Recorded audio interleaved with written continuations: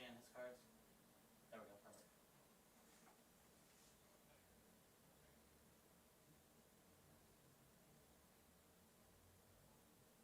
You're all good.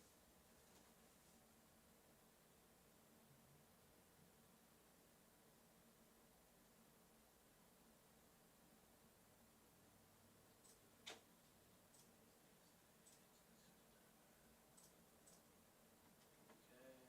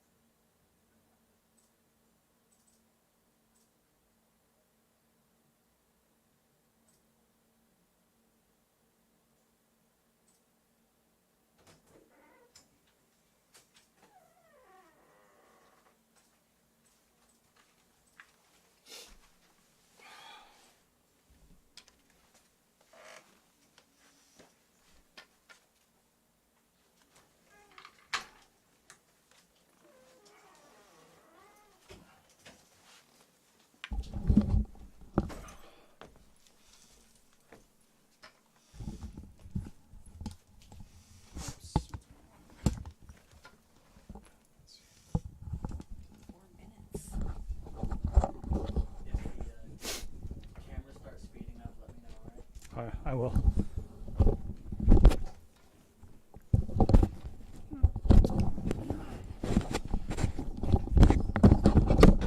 Got all my supplies. Okay,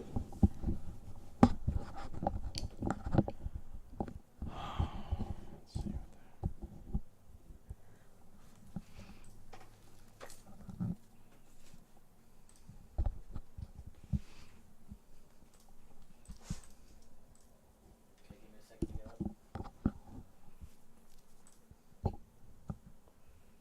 Oh, you're good.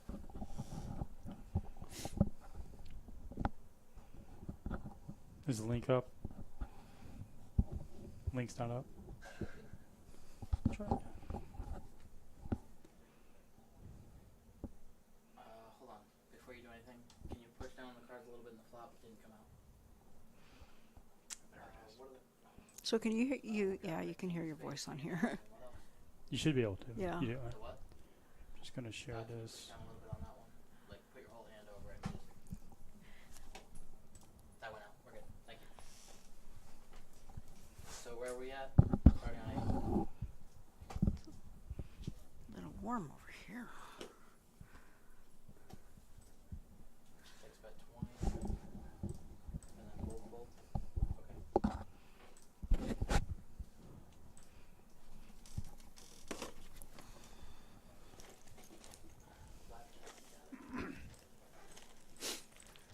I just hope I call it Georgetown Poker Club, not Texas Card House. I You did gotta that, think like, about it, right? I did it. Yeah. I did it like the first time I was doing this. Well, you're so used to saying Yeah, that. I'm Sure. just kind of say the same thing.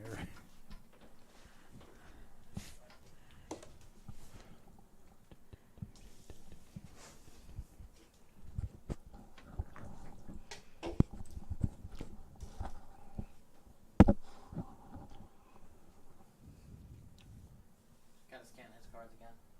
John, yeah. Your mouthpiece might be a little bit closer. I'm not scanning. Yeah.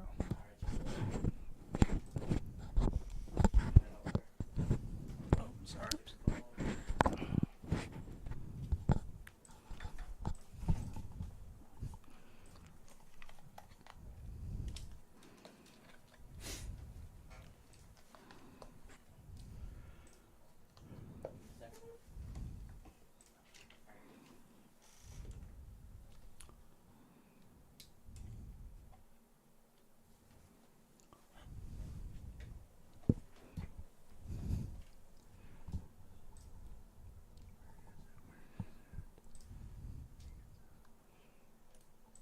So where are the names of the players? Oh, okay.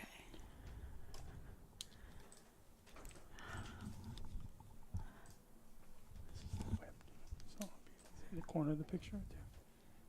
So You're they'll be beyond. able to see us? Just for it to start.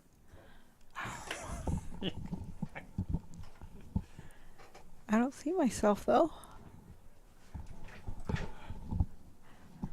I would have worn a hat. Now I have hat here.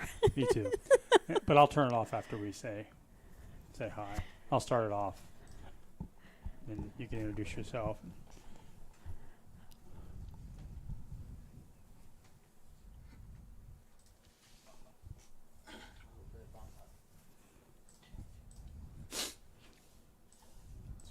Just like right there. Oh, so I need to get closer to you, right? Yeah.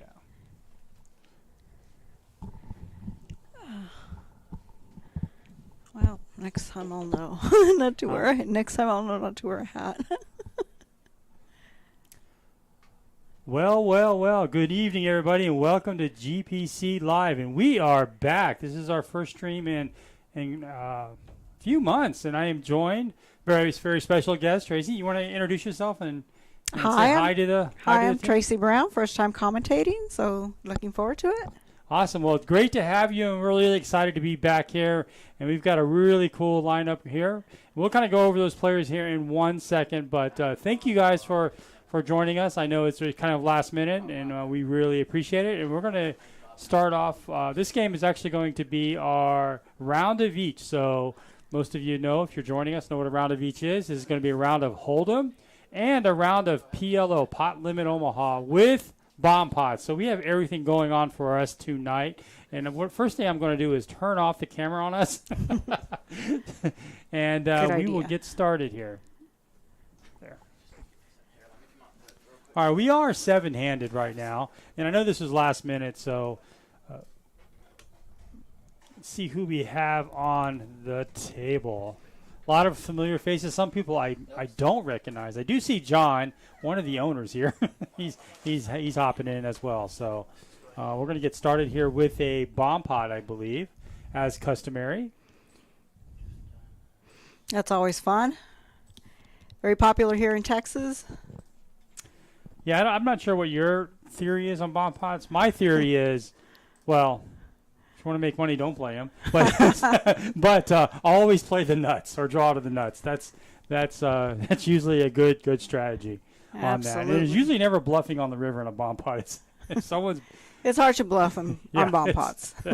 But they're a lot of fun because bomb pots, as you know, there is no pre-flop action. It's just an ante, $5 depending on the game, and everybody gets to see a flop. So that's a lot of fun there too, as well. Sorry, I got a text from my wife there. Okay, and we are off. So like I said, it is a $5 ante.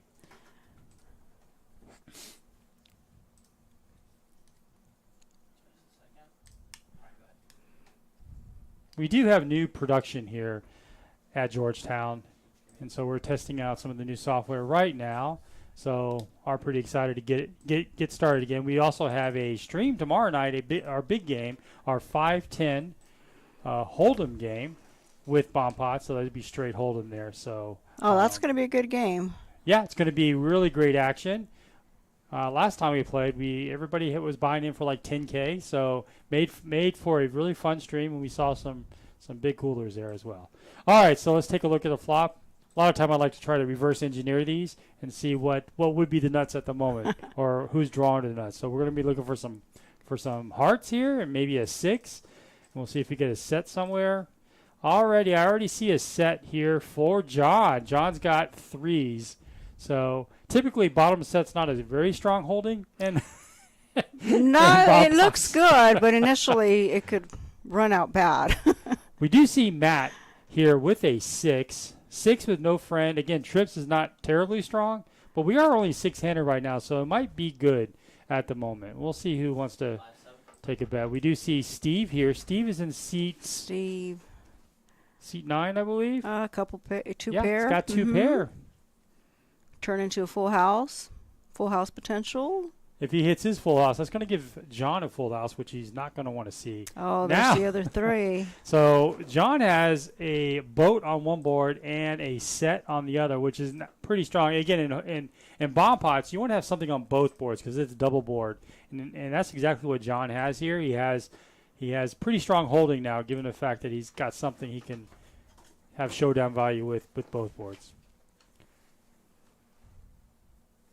Steve makes a great lay down. He recognizes his 2 pair is just not going to be good in this spot, especially when one of the draws to the straight come in. Which Lacko has a straight. Lacko. I hope I said that correctly. I don't know if I said that. I apologize if I didn't, but Mr. Lacko I think he has one board and John has another. The only bad thing for Lacko is he does nothing on the other board, but he does have the straight. Mm-hmm. And he's going to go all in with just a 6, which I typically wouldn't recommend, given the fact he has nothing on the other board as well. So this is going to be a chop pot between Lacko and John if this does hold up.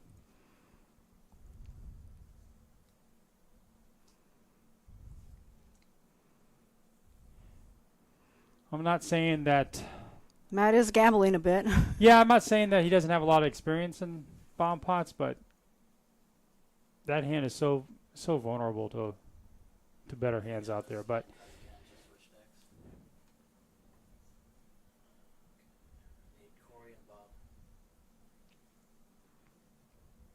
But I don't think Matt had a lot of money to start with, so. It's still not going. Hold on. And I think we're going to say bye to Matt. Oh, there we go. Thank you. This is a chop pot. Mm-hmm. 8 raised to 15.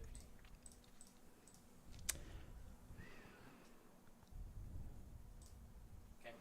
There's a lot of gamble in those bomb pots, but Texans sure love them. Yeah, I typically, I know I do play poker for a living, but I typically don't like to gamble.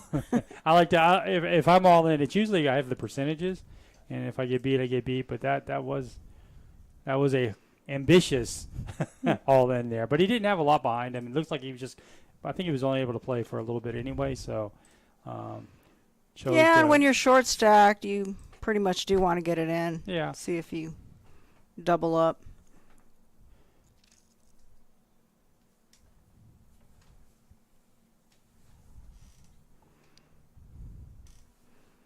Yeah, I was in California not too long ago, and no bomb pots over there.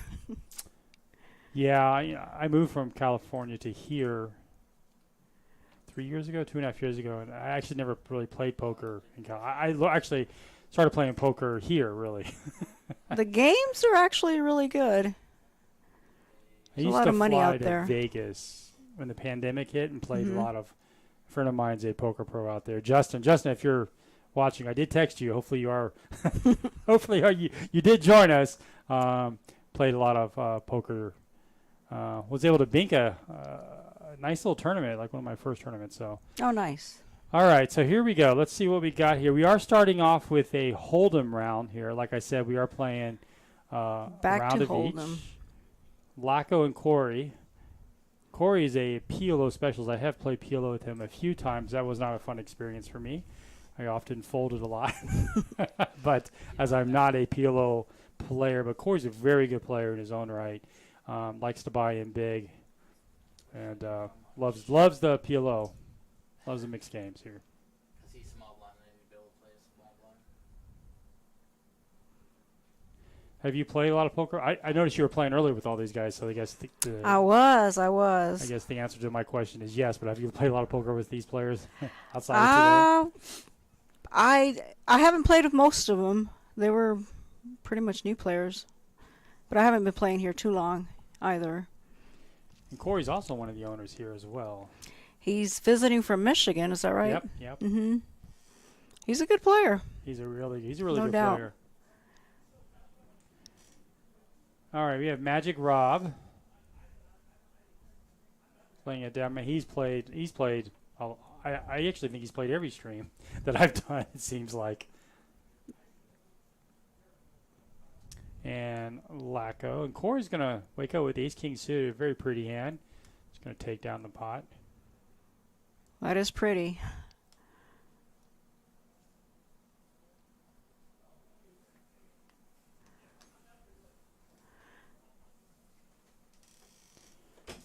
I know from past streams and just me, I've played a lot of these guys. John likes to play a lot of hands that can be very aggressive as well. So it should be some good action.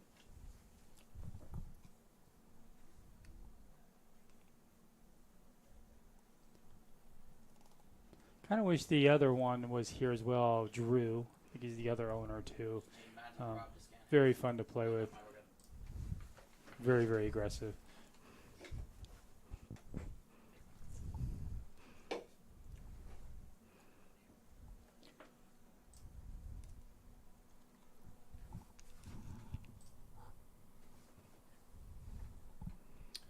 So we have Magic Rob.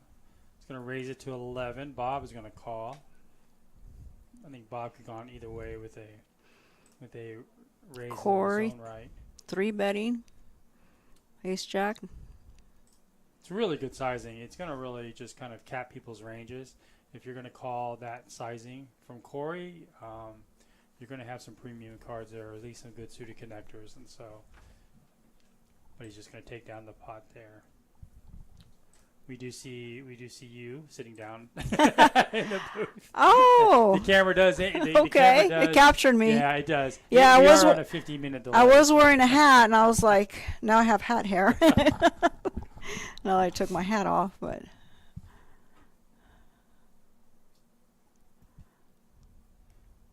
And you'll see, I don't see it right now, but there'll be a button that goes around that'll dictate if we're playing Hold'em or if we're going to play PLO, which I see it on seat 9.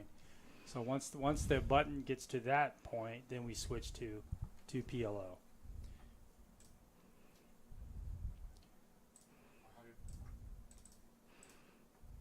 I like Laco's raise. If you're going to play ace-9 off, it's always better to come in with a raise versus just calling. Sure. Mm-hmm. Steve, on the other hand, he's got a pocket eights, pretty decent hand. I would like to see another raise from him to isolate. Now we're going to go 3-way, which you never want to do with a middling pocket pair. Well, I guess at that moment you're trying to hit a set mining. What do we have here? We have a fold.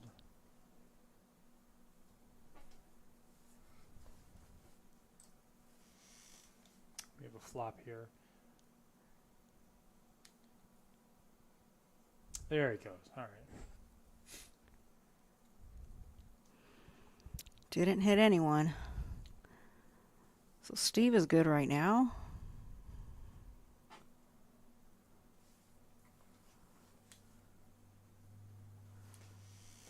Wouldn't mind Steve calling that. It is not very likely his opponent has a king. Could have called one more street there. I like the c-bet though from Laco. Telling a story, maybe not having a king, but having a bigger pocket pair than eights.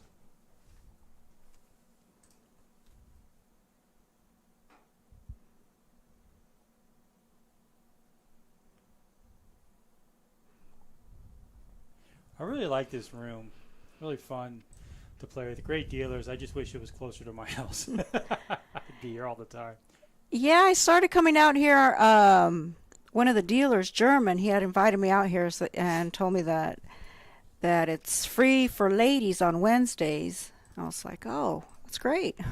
So I'm here every Wednesday. Every Wednesday. That's awesome. And the first Wednesday of the month, it's free for men. So, gentlemen, come play on the first Wednesday of the month. You play for free. You do have to get a VIP membership, which is $99. And that'll get you to play on Mondays for free. All Mondays you get to play for free. And the first Wednesday for gentlemen, and the other Wednesdays are free for ladies.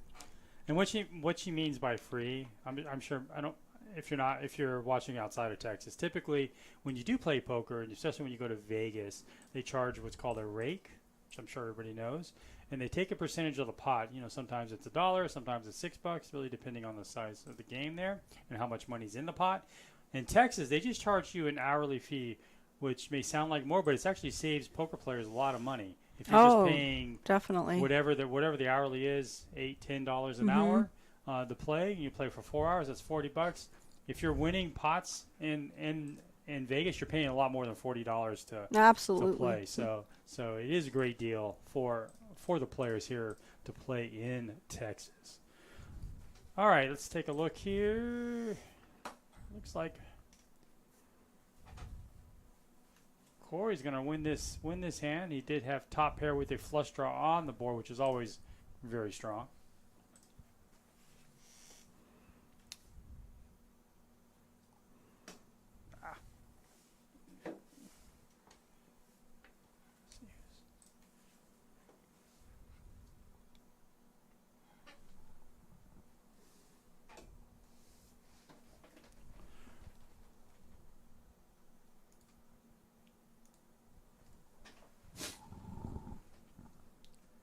Sorry, just doing some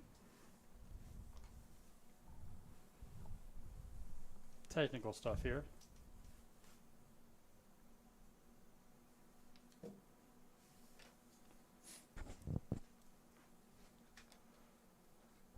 Just turn my mic down just a bit. I tend to talk loud. That's good. You have Good voice, radio voice, or You know, That's your mic. The one you turned down didn't. yeah, it's funny. I used to play a lot of streams myself. I need John. Probably I played almost 100 streams in my 2.5 years. And I always Wow. watch myself play afterwards. I wanted to see, but when I commentate, I don't watch it back because I hate my voice. So you have a great voice. I like it. appreciate that. Nope. Okay. After this hand, just switch decks. 100 streams. Wow. I would play 2 a week for a long time, or 1 a week at least for years. I think that's good for your game because then you see how you play. Yeah. Get And to I get to actually listen to the see commentary the hands. Before they would tell me, well, Dante made this mistake. Dante made that mistake. I made a lot Yeah. of mistakes, but I all think right, we are onto the Oh. bomb pot already here. so quickly. Let's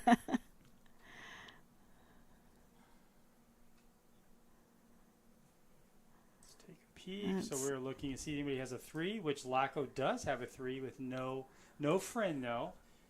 And I think that's all. I do see a gutter here from Magic Rob.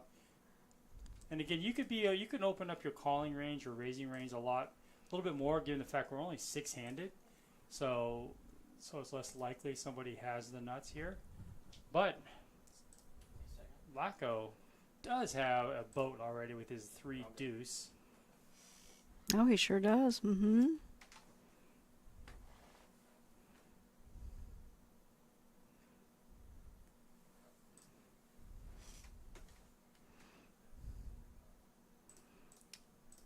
It's going to be interesting because Laco's going to win the top over with just a 9 as he gets called by Magic Rob here, who has his own 3, but is no good there. No good.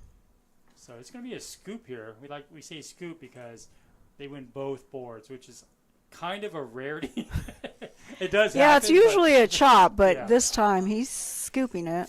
I think another strategy that I do, doesn't mean it's the right way, but is if you have a super nutted hand like quads or something like that, it's important to try to get that third person in there and don't go pot all the way. Not that it happened in this situation, but getting that third person, even though you do have quads, you typically win half the pot. Because Right, it gets right. chopped. Yeah. I do see Andrew in the chat. How you doing, sir? Good to see you in there. Sorry we couldn't connect last week, or is it 2 weeks ago? I couldn't remember. I know you had texted stuff. So congratulations on what's going on in your life.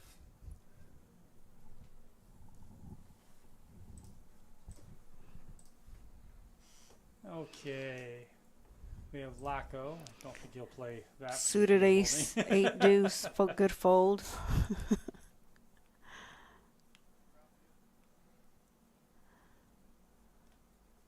Magic Rob there. He's got a pair. Always good to call, set mine. Yeah, if it's not too expensive, especially with the lower pairs. And sets are so hard to put people on. You just Absolutely. never can There- do it. and there you Speaking go. of sets, here we go.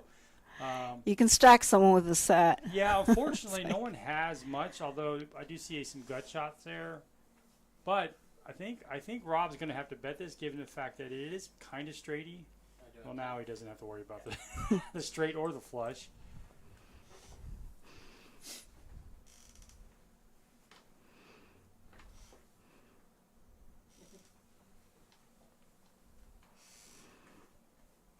I think like with myself, when I have a pair and the bigger the stack I have, the more I'm willing to call.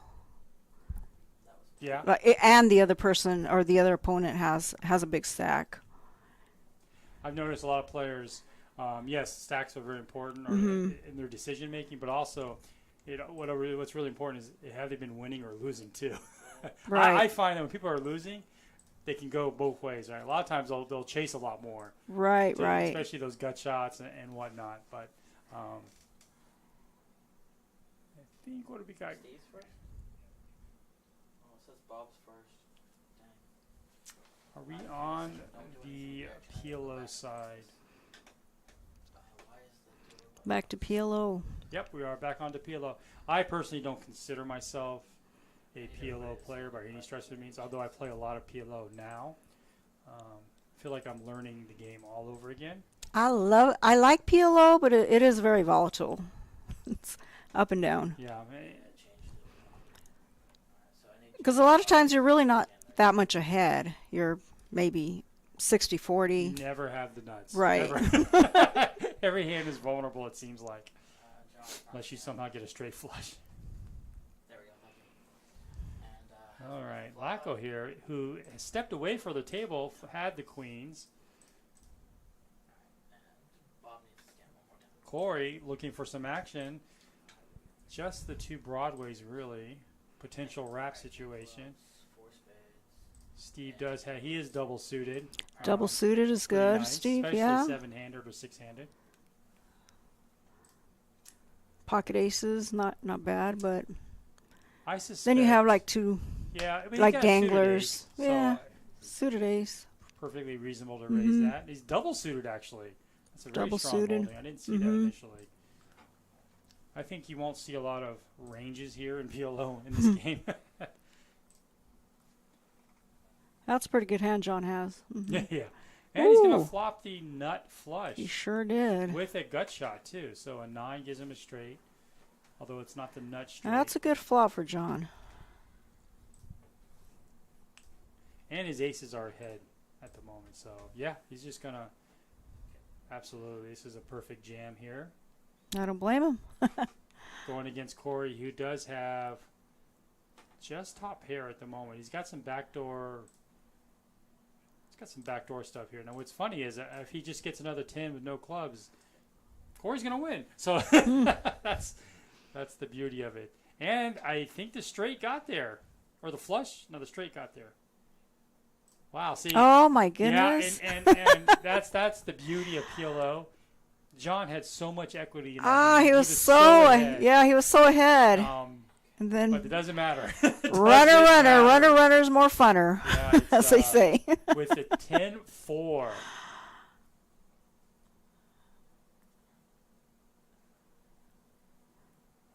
Yep, that's PLO.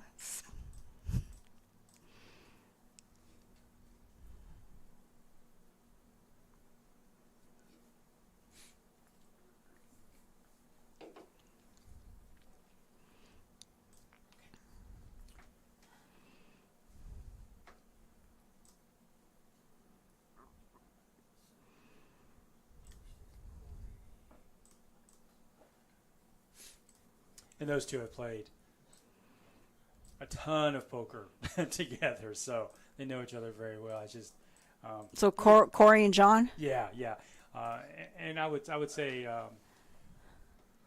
John did. You know, he wasn't counting on the pocket aces holding up, but he had the flush draw out there with the overpair, so perfectly reasonable for him to re-raise there. So he's gonna rebuy in, of course. Live 10.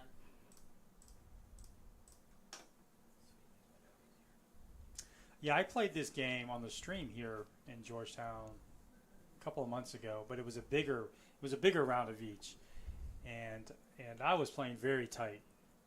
Got bluffed a ton.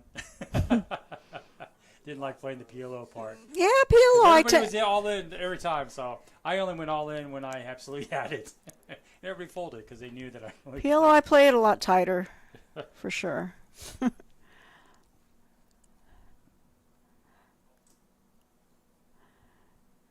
Go for the nut flush or Yeah, that's the only. nut straight. Those little middle flushes. Don't even play them. No, you Typically. lose a lot. Okay, we have Steve here. He's got some Broadway cards up top. He's also suited to the king. He's probably looking for an ace of diamonds to hit the flop to make him feel a little bit better. And Bob definitely not going to play. That's probably the worst thing you can see is trips or a set in your hand. Right, right. You have or your bomb pots. You have the outs. You're Makes out. you feel so discouraged. He's got the bottom in here if he can hit that. Although he has 3 clubs, which he probably doesn't like. Corey's got the same thing here. And you Yeah. get 2 clubs. All right, so Corey has a bigger flush draw. yeah, I mean, Laco does have, I guess. No, he blocks his own outs. Never mind. Yeah. Nobody with an ace.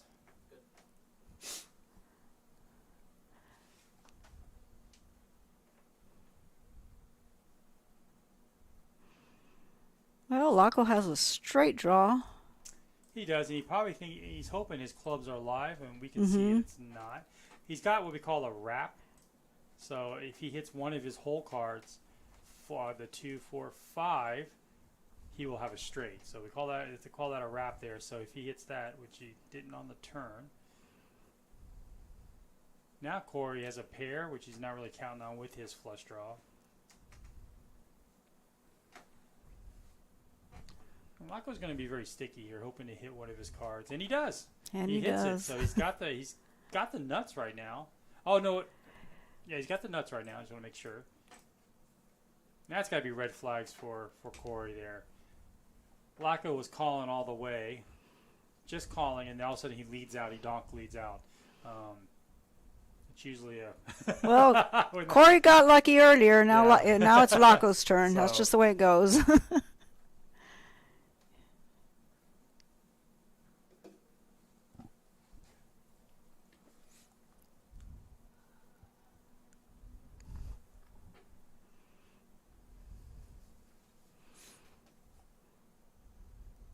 He's lacking still scanning.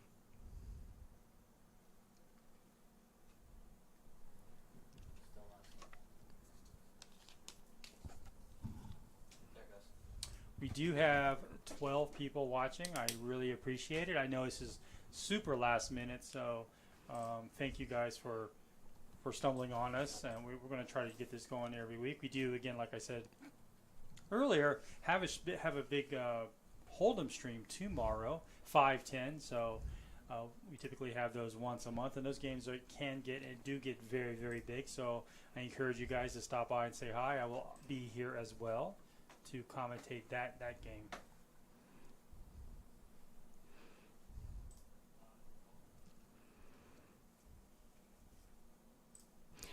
And next month we have Fossil Man, Greg Raymer, coming here to play. That is so exciting. Yes, we have Greg Raymer is going to be here Wednesday, April 19th. He's also having a little, I guess I'll call it a seminar that you can learn from him. Oh, that should be Yeah, fun. I believe it's $300. Yeah, 8 hours of intimate training is what he calls it. So I wish I could be here for that. I would definitely do that. He's one of the greats in poker. He won the World Series of Poker, which is obviously, if you're a poker player, that's the number one thing you want to do. And so he actually won that. And some of his hands are legendary. And he actually had He's this main famous event hand champion. against Mike Mattisau. When Mike Mattisau was berating him, and I knocked Mike Mattisau, I believe, out of that tournament. Right. That gets played. Oh, I did see that. Yeah. That gets played That all was the time good on for sure.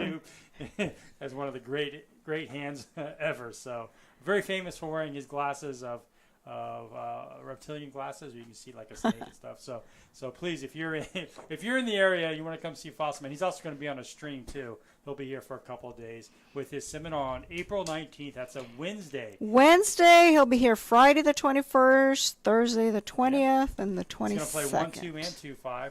His thing does start at 9 a.m. on Wednesday. I'm never up at 9 a.m. 9 a.m. Oh, the Academy. Yeah, but It'll be worth it. it definitely would be. That's So 8 hours of training. That's I think the next year he That's also a finished very good high amount as well. of in the time. World Series, so. All right, I totally kind of missed what's Okay. going on here in the action. All I can see is John is scooping a pot. So nice little $300 pot there. yeah. Michael was on a flush draw.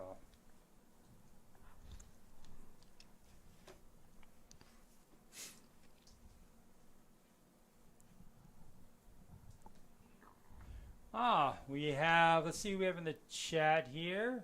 Is that Brutus Poker Alan? How are you, man? Thank you for hopping in. I wish you could be here playing as well. I know you've played practically every stream that I've done here at Georgetown Poker Club. So I miss watching you play. So hopefully we can get you in here very soon and we get the stream going.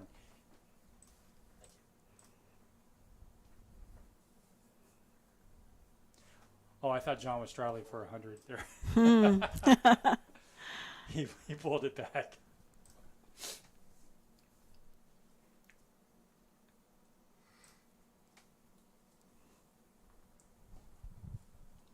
Still on the PLO, and now we see Magic Rob. He's double suited here. He's got one with the ace as well. So, again, strong holdings when especially when you're six-handed here. That's pretty good. I would definitely think about coming in for a little raise. Always a good thing to be double suited in PLO. Yeah, there's always questions about what is the best starting hand in PLO, and that's really tough to quantify. Typically, double suited aces would be would be a great start. Oh, absolutely. Ace king, yeah. ace fives double suited would be you get the low and the high. Doesn't really matter if you're double suited aces. That's usually the kind of the best starting hand, something like that. In the chat, let me know if what is your favorite, or what do you think the strongest PLO holding the starting hand would be. We'd love to hear some of your take. All right, so we see 7, 8, 9 flop. So 10 jack would be the nuts right now. We have Lacko. 10 jack, Lacko. And there is no flush draw yet. Some back doors. Good flop for Lacko. And we have John with the bottom, the dummy end. The dummy end of the straight. Oh. Which is always bad. Never works. Hold'em is different than PLO. But even in Hold'em, it's a I do calling not hand like times, yeah. the dummy end of the straight. But a lot of people play it like it's the nuts. Yeah, and we already see a fold. That is not what Lacko wanted to see here. Paired board. And John actually has a straight to. No, he's got a straight to the 10, which is not as good as Lacko's straight to the jack here. Mm-hmm. With the flush and the boat there, I think we check. It's an $1,100 pot.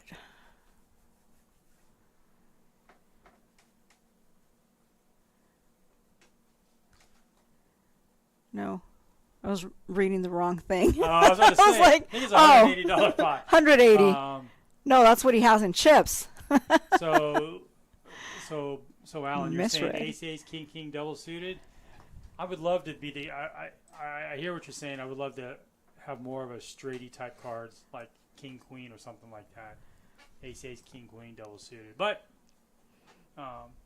yes, on paper that would definitely be the best starting hand.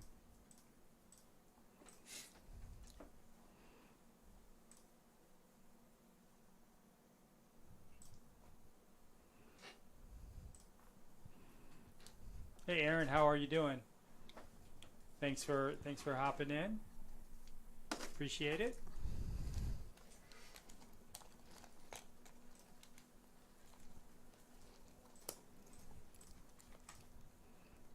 I think we're going to a bomb pot. They come around pretty quickly, don't they? Yeah, They're doing it, I'm guessing, every round, right? yeah, there's a bomb pot button, I believe, and so yeah, we have 3 different games going on here, and now with There's the a bomb lot pot going on. rotates counterclockwise to the dealer buttons. So when those two meet, we have a bomb pot, and I believe we're going to be doing dealer change. If we do a deal, we're going to be doing dealer change bomb pots as well. So a bomb pot every 30 minutes. And dealer change. Yeah, so lots of opportunity to gamble here. Lots of gambling going on today here at the club. Georgetown Poker Club. Oh, were you doing 10? Okay. It's 7:54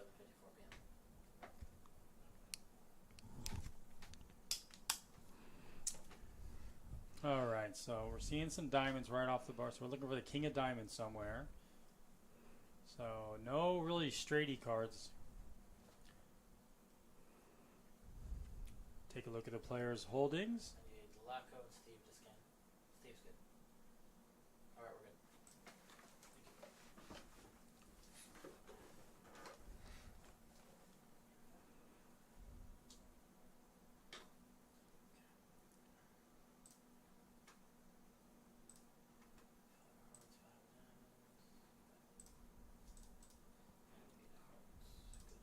You're not picking up the player's cards here with the bomb pot.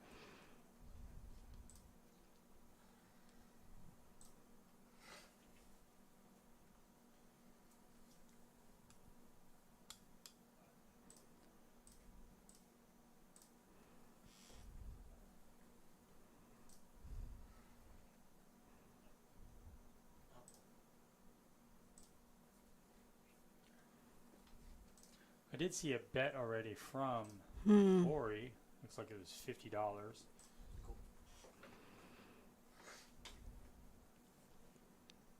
There you go. Just trying to read the cards here right now. So there it is. They're starting to pop up now. Steve So has a nice Steve, starting yes. low hand.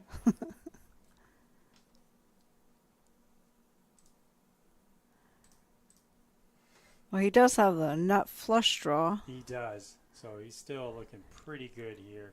Top pair with the nut flush draw on the bottom. Plus he has an ace, so he has top pair on both boards. Bet that right. Here, so And if a 10 pops up, yeah, I would expect him to raise, but oh, he looks like he just calls here.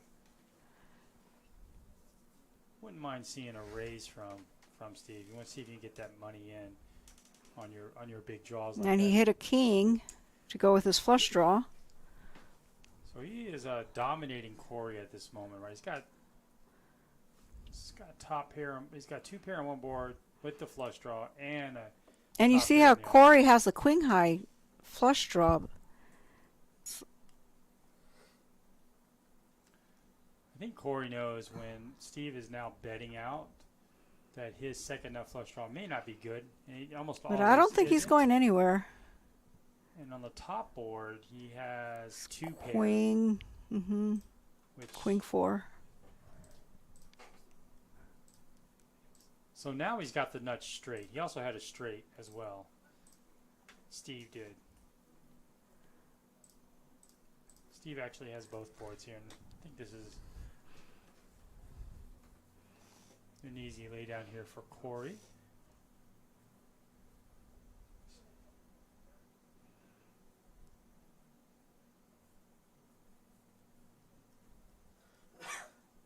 He doesn't want to fold, but he's folding. Yeah,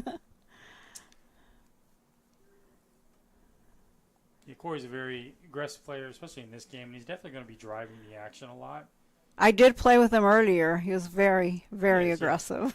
This game is a little smaller, I think, than he's used to. So he's got a lot of gamble in him in these stakes that for him. So when someone plays back at him, he knows he's almost certainly beat. They're not doing that lightly. So especially Steve, when the draws did get there, especially on the one hand where he had the two pair and his own draw. Poker Piles, how are you? Thanks for joining us. Appreciate it. I know this was last minute.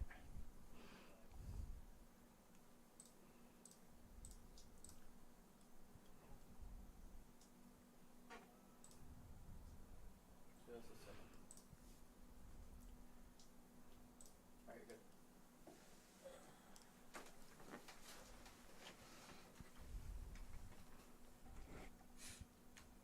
All right, see what we got here, John.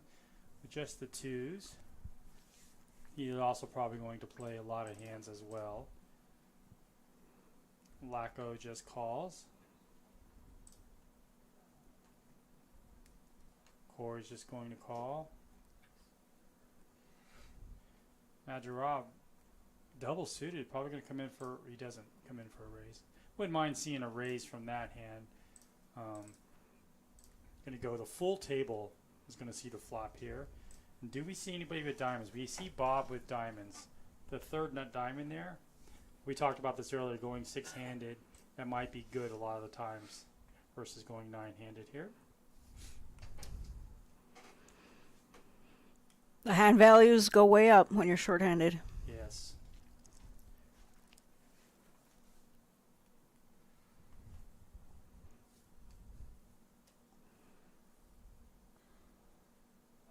John with a set of deuces, and now he fills up there. Oh, nice. Mm-hmm.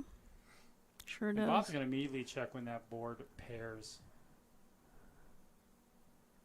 It's a smart check back for John, trying to disguise his boat a little bit to try to even get value on the river. And that's exactly what he's going to try to do.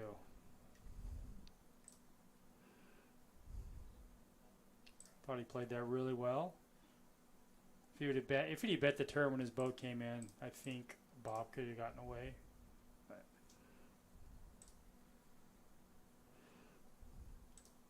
kind of a small value bet there too.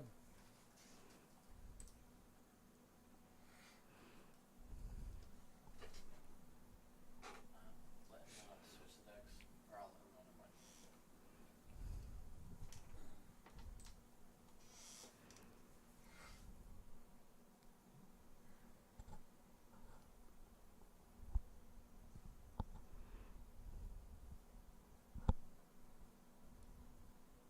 hear me? Alright.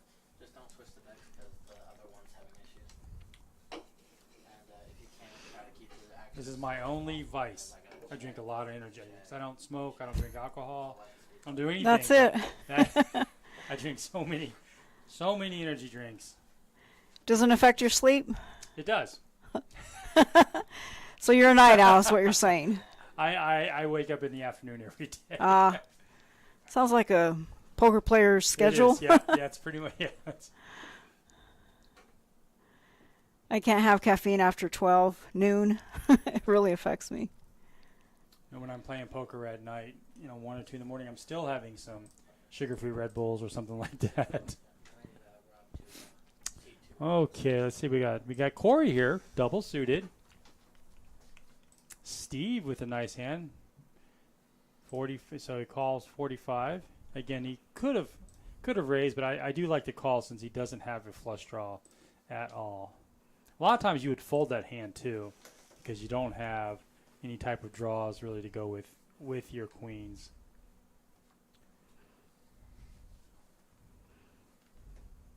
Change it to Omaha.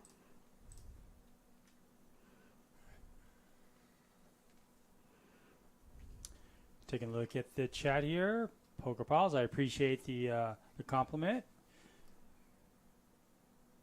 And Laco here has got the up and down straight draw with backdoor straight flush, which never comes in, by the way. Runner. Backdoor flush, straight flush never comes in, at least for me. As we can see, it is being double blocked here by Corey and John. All right, so now the board paired, and that typically is going to kill all the action unless someone has a 7 or a boat, which we do not see. I actually think the queens are best so far, if I'm not mistaken. Right now, right? Looks like it, Steve. yeah. Steve is good right now. Which is kind of a rarity.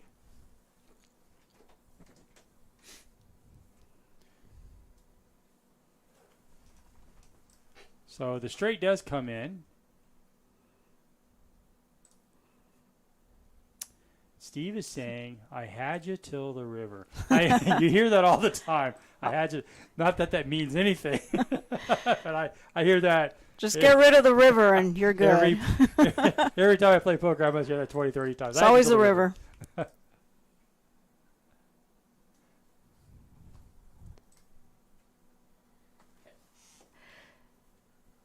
I know, Alan, right? I'm just saying in his mind, he had the backdoor straight flush draw. So it's enough to give you a little hope. Just enough to sometimes call loosely because you have that backdoor equity, but we can see he didn't. So every Tuesday, they have steak night. So if you're in the area, show up for some ribeye. It's really good. And I think they make it around 6. Ooh, that's around a that good time. One. That's a good. I love steak. Yeah. Yeah, I was here last week and Ribeye's great. Love ribeye. Ribeye, potatoes. Oh, well, I can't eat a lot of carbs, but I'm into fasting. I don't know if you. I typically I just have one meal a day, but I make it a good one. Oh, you're going to live a long life. I hear Well, that's- I hope I have other health problems, but that's what I'm trying. Fasting's a great way to lose weight. Lost lots of weight just by doing that. No exercise, by the way. Yeah, I hear fasting's 40 good. pounds in like 2 years. Yeah, I think we're on the Hold'em hand. Are we back to Hold'em? Yep, and you'll see we're going to play a lot more PLO hands. I know it's round of each because PLO just takes so much longer. So we're going to sure spend a lot more does. time on PLO versus the Hold'em. PLO and the bomb pots. Yeah, so Seems like we're doing very little of Hold'em. I know when I played this game, I was just looking forward to the Hold'em rounds. It just felt like PLO just took so long, but Thing I don't like about PLO is you can't protect your hand. It's like you Nope. bet. it's a drawing game. You Yeah, gotta it's draw a to the drawing river, game. So.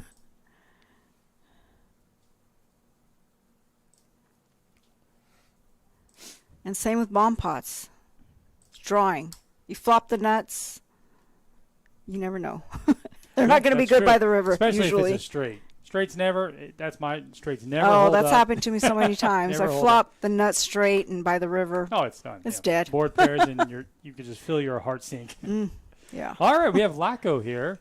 And I'm going to go out there and ask him if that's how he says it because I feel like I'm chopping. Laco, loco, laco. He has Ace King suited, incredibly strong hand in Hold'em.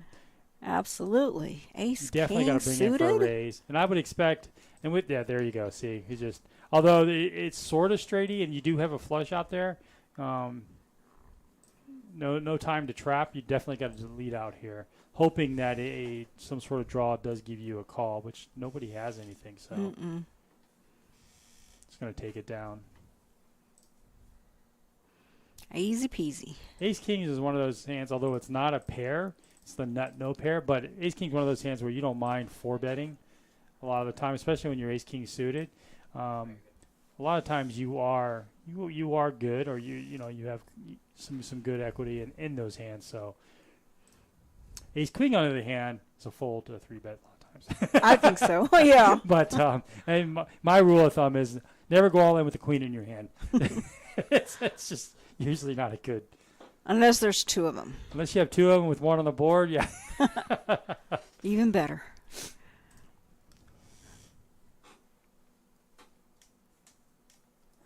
I feel like this game also needs a Brutus poker in here, Alan.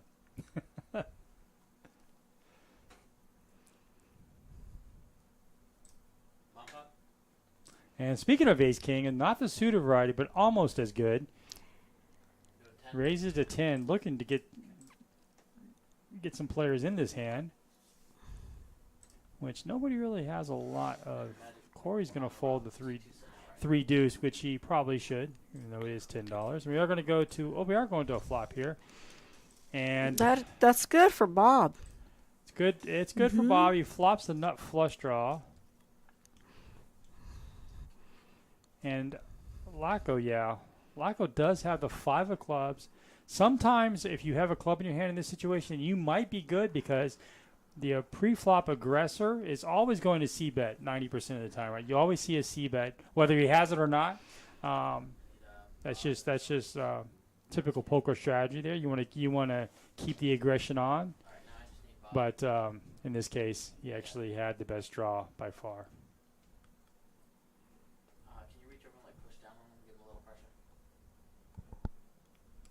Give them a little bit of pressure on them and see if it works. Nah, it's not working. Jesus. I haven't had any problems with any of these cards. Oh, there it goes. It went through. Sweet.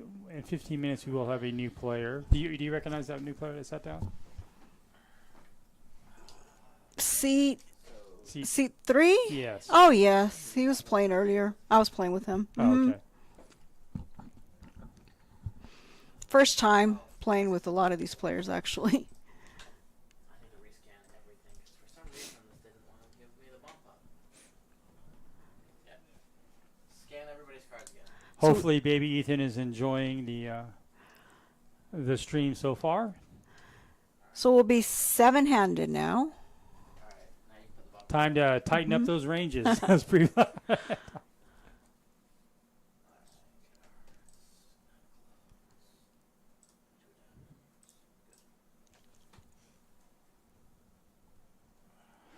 All right, we are off to a bomb pot here, and we see. So we're looking for if anybody has a 5, got ace king as well. There is 2 hearts out there, but no one's going to like a flush draw with a paired board. And speaking of having a set, Bob has one in his hand, so probably going to lay this down. 3 queens. Yeah. That's not a He good probably thing. saw the first 2 queens and go, oh, it's not a bad start. Especially with the ace and then the other queen king. Looks pretty, but it's not. Not in this game. Nobody with a 5. Nobody with pocket 8s. Ace king 3. We do have Laco with an ace, and so does Bob. Bob's got him out kicked. But 1 pair in this game usually is not good. Well, and Bob now has a gut shot. No, he doesn't. Yeah, he does. He needs does. a jack. Jack. There's a jack on the bottom. You got to look at that too. This is a pretty dry run out here.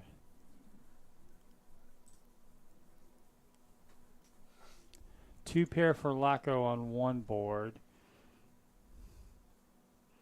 I'm trying to see. There's really not much here. And Bob just has like, one pair. Is the queens hold on the top? I think it does. It looks like it.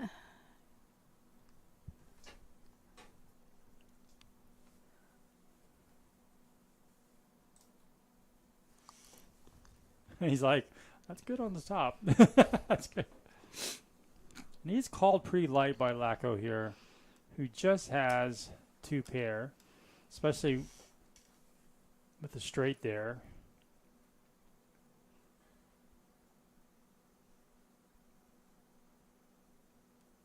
Bob is wondering how he could call that. He looked at him a little side-eyed.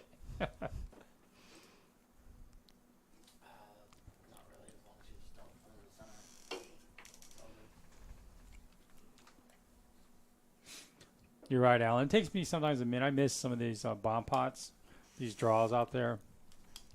For the second board, I have to split it myself. Let me fix the buttons because it always changes. I know Laco's got some profit going on. I feel like he's like tripled up here from his initial buy-in.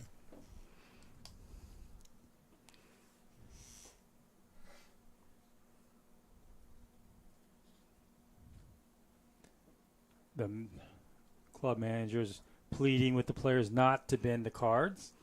These are, as you guys know, they do have little chips in them that RF chips that gets red right underneath the table there, and if you bend them, it will damage the cards. And these are your regular cards. They're pretty expensive. So they're not cheap to yeah, replace, so right? You want to be careful with those.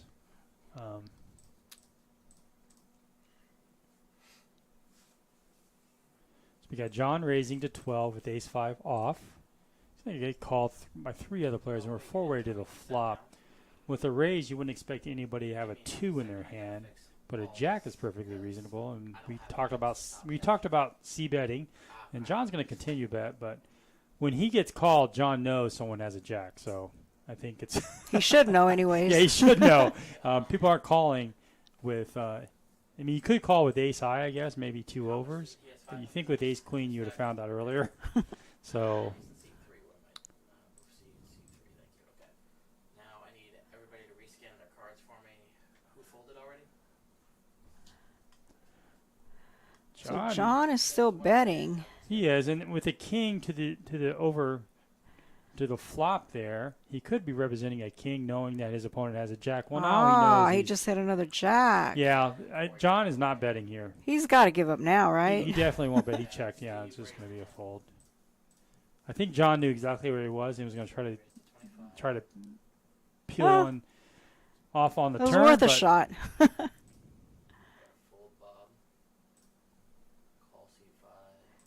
So on Fridays they have a PLO game. They have a big O PLO game at 6 here. I've recently started playing like 6 months, a lot of Big O. Sometimes those games are hard to find in Texas, at least in the Austin kind of metro area. Occasionally you can find it, so to have one here on Friday is going to be a lot of fun if you're a Big O player. That's the 5-card variety, the high-low. I actually played a tournament in California, a Big O tournament, and there's so much thinking. I was mentally exhausted. Especially the low part, right? I've misread my hand plenty of times. But it is fun because there's so much going on with Big O. And surprisingly, I min-cashed in that tournament.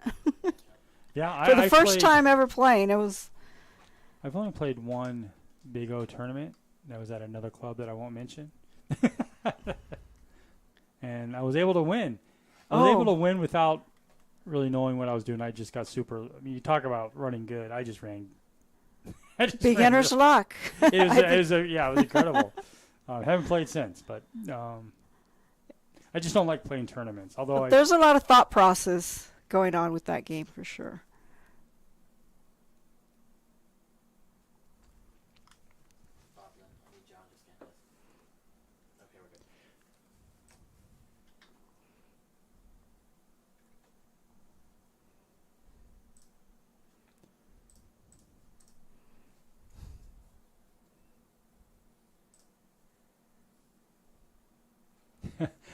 I know that Lacko was saying that he can only play for 30 minutes. But that timetable always changes when you're winning. Can't leave if you're winning. You can't hit and go. That would be that's just rude. But he did announce it. I did hear him at the other table say that. So we can probably give him a break. I think as a player, if you're winning, you should continue playing. Yeah, you should. Unless you definitely have unless you announced it and said, hey, I can only play for another. It's usually, they don't usually say time. They usually say one more round or when the button gets back to me. Or usually it's one more bomb pot when the next bomb pot. That's usually the kind of the timetable there. I think when you're losing, that's when you should leave because then you start playing differently. Trying to chase the money. Winning, you don't leave. When you're losing, you don't leave. So you really just don't leave. You just don't leave. You just play. Play nonstop. Hold on a second. What's the longest session you ever had? I routinely have 12-hour sessions. 12 hours? Yeah, I've done 18 a few times. It's all those monster Red Bulls, huh? Yeah. I've played until 12 the next day from the afternoon the day before. It depends on. It's not really about the action or the money. It depends on who's playing. Because poker is, for all intents and purposes, poker is a very social game. Mm-hmm. And so if you're playing with a lot of people you're very friendly with or some friends and good conversation, whatever it is, good action also, it makes it a lot easier to sit there and play because you're just sitting down and playing. And so, I play a lot. I typically, when I do play poker, I don't play for short hours. I don't play 4 or 5. It's usually at least 10. Huh. That's usually my style is 4 or 5 hours. Yeah. If I'm going, I play for a pretty long time. Oh, I thought I saw somebody with 6 cards. That was just a glitch. All right, so back to PLO.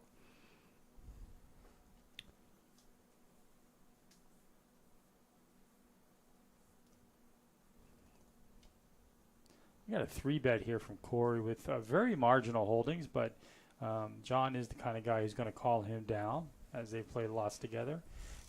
John knows that Corey could do this a lot lightly. You said they do have history, right? They do, and he's going to c-bet this, a relatively small c-bet, but John doesn't have anything he doesn't have any draws really, has nothing. So is John a local player? He is. He's part owner of the club. Okay. He owns several businesses. I don't know if he wants me to throw his laundry out there, but yeah, he's definitely a local player. It's the first time that I meet him. Plays a lot of poker all around. I follow him on social media. Plays a lot of poker all over the country, all over in different countries.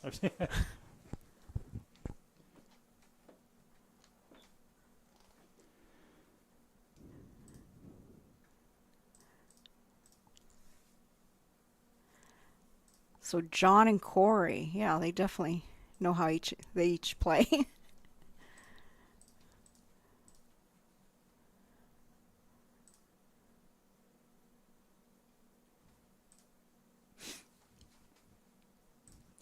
So we have German dealing right now. Forgot to mention that. It's a really good dealer. He's the one that brought me here. German. Oh. Yes. See Steve here dropping a card there. And Steve, nice hand. Pocket aces, one suited with some Broadway opportunities here. Maybe looking for him to come in with a raise here. You don't want to go multi-way with this, especially with pocket aces. If you just call here, you're really just hoping to hit your straight or your flush. So I think he's going to come in. Oh, he's just going to call there. A lot of times when you just call, especially those strong holdings, it's going to invite everybody else at the table to call as well. I think if you're shorthanded in this game with pocket aces, it's good to just get it all in. Yeah, you want to be really aggressive. I mean, short stacked. You want to be aggressive with that. And now we have 4 to the flop. So he does have a gut shot, but Queen 10 is the win. Yeah, there it is. Magic Rob has the nut straight with no flush, so he's gonna bet out here for sure. And Magic Rob is blocking other straights. He has 2 10s.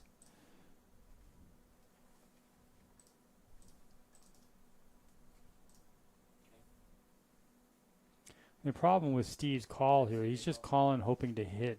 Oh, he's going to fold. That's a good fold. We don't know what Corey has. And, of course, Lacko with the 2 pair, and he has a gutter to his straight as in his own right. But 3 of the 10s are already gone. And we don't know what Corey has. It's a mystery. It is a mystery. We'll never know.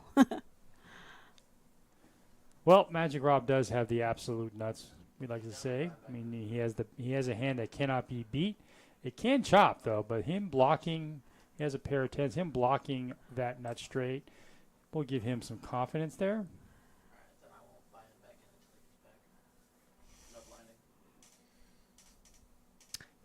And you see the sizing that Magic Rob, he didn't go full pot there, and he got really good value. Yeah, that's what you call value betting in PLO, which I didn't think existed, but it does exist. And he was able to get paid off there. If he went full pot, I don't think Lacko could have called with his 2 pair, but as we can see, he chose the right amount to bet, and was able to get a call. $60 is better than no bucks. $60.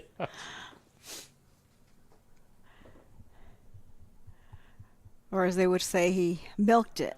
Really did. I think Lacko could have figured that out, but he just made the prices too juicy. I mean, he bet on every street, so especially betting multi-way, he's definitely got the straight.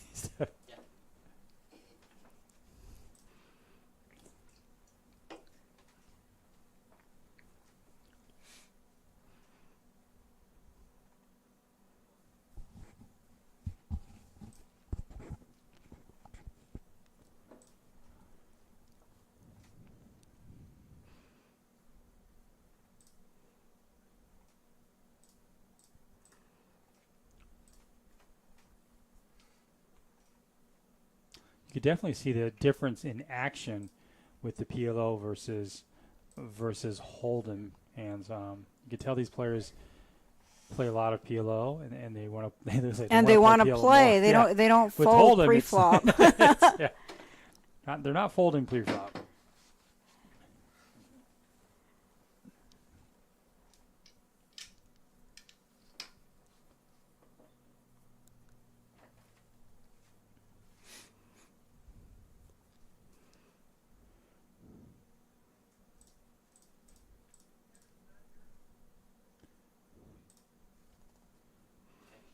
Going to hold up here and see if we can get those cards read. Again, like I said, we do have a new player joining us in seat 3.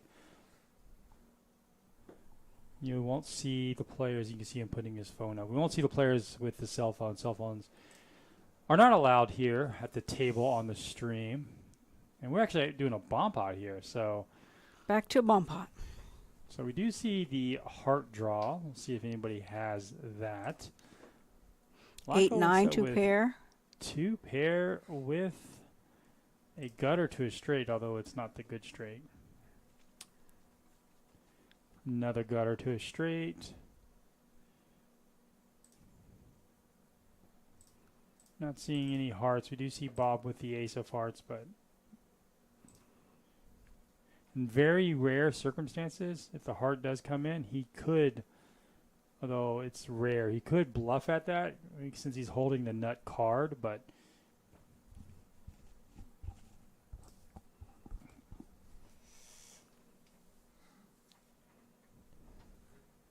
that's a very interesting card for both. Corey So, has a straight. yeah, if you have you could potentially have a straight on both boards because Or they you share a lot of could. cards together. So Corey has a straight with a straight draw with 2 pair. That is not the card he wanted to see.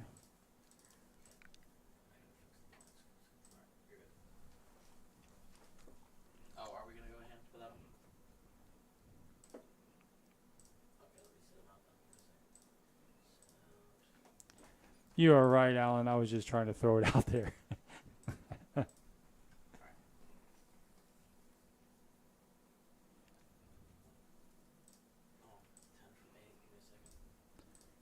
I've seen it done. I've seen it done a few times, especially in bigger bomb pots, like in bigger games. Some of the more experienced players may choose to take that line. Thank you.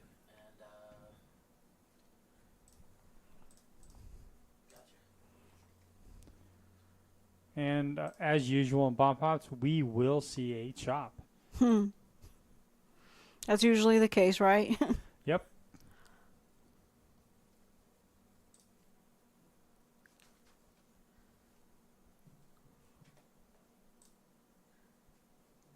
Corey called, right? Okay, you're good.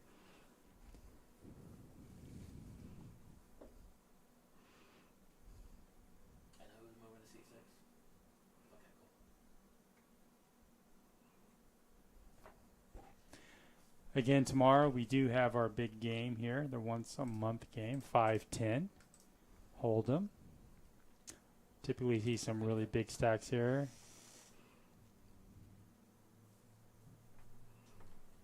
And the last time I commented on this stream was the big game, or maybe the one before was a 5-10, and I saw several $20,000 pots. So, pretty juicy. That's a pretty big game. Yep. That's and Corey was in that game. I think John was also in that game, if I'm not mistaken. And if you want to play a cheap tournament, Contenders plays here Monday, Wednesday, Friday, and Saturday. You could get into a tournament for $10. They do have rebuys for up to, I guess, a couple hours. I've been telling myself I'm going to play a lot more tournaments because I'm going to play in the World Series of Poker, but I still haven't this year. I still haven't played any tournaments. And so It's good to practice. yeah, because I mean, although it is still Texas Hold'em, it's still poker. It's different poker. Tournaments are different than cash games, and I don't get that instant gratification in tournaments as I do in cash games. So I'm more of a cash game player, but I was going to go to Vegas for the WSOP, so I thought, well, I need a little bit more practice. So I was practicing for about a month, and I actually ended up winning first place and second. So I had money to take to Vegas. I was like, okay, good practice. I mean, I'll go to Vegas, but I'll probably end up playing all the cash games. Especially during the WSOP, the cash games are really good. Hold on, check. And you said, I'm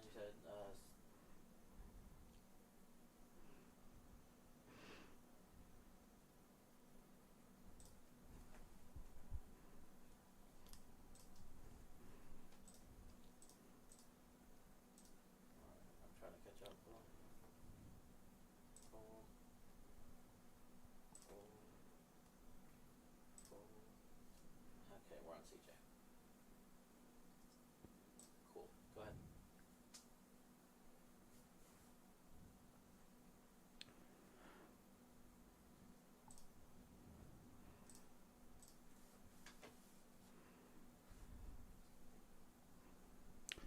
So I know for our next meetup game, we're going to have Drew here. I think it's sometime in April. I think that's when the Greg Raymer.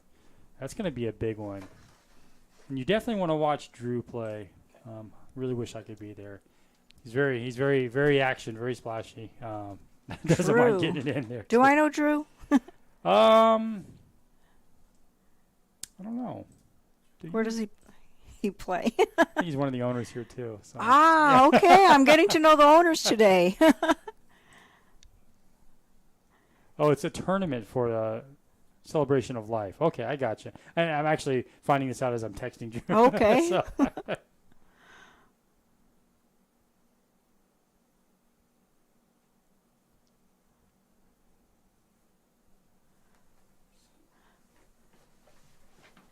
I do like splashy players.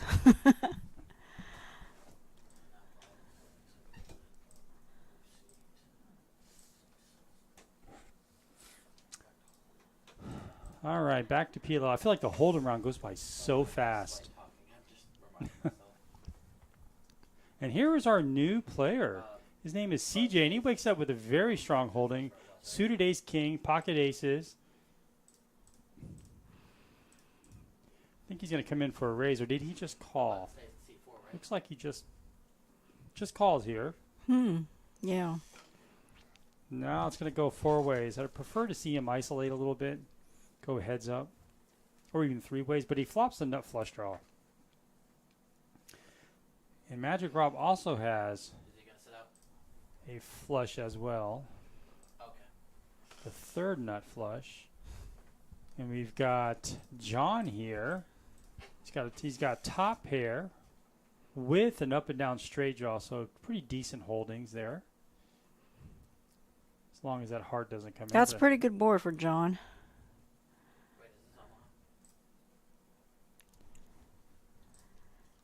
Now, Rob's going to pick some additional equity here with the nut flush draw of his own. So he's not going anywhere. Plus, he's got two flush draws, which is usually a pretty good drawing. And he's got a straight draw, too. He's got the nut straight draw if a king comes. So he's got a lot going on here. Everyone has something here. But he doesn't need that because he gets the nut flush. He gets the absolute best hand. He's going to win this pot. If he bets out here, everyone knows he has a flush. So you typically wouldn't see someone after just calling, and then betting out their first act not have the nut flush. It's going to be tough for anybody to call. Most people don't really bluff at this game. No, not multi-way. No. Not betting into two people anyways. And, yeah, it's a tough spot here. I mean, I think we see John here with a straight, but I think he knows he's not good here. Although it's only a $60 bet. I could see John calling here. It's he's got to be right 1 out of 3 times. And he's usually not even right 1 out of 3, so. Okay, go back. Hold on. You said Rob called or fold? That's another value betting. You bet small to get a call there. We've seen that a lot lately. Okay, so we're on John and did John called the initial bet?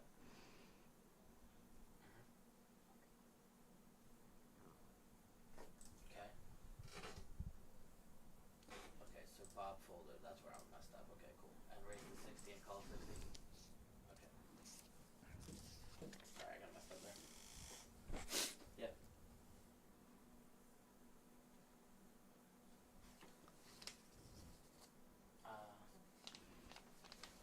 They checked it down. I know, this was not tough. Go ahead.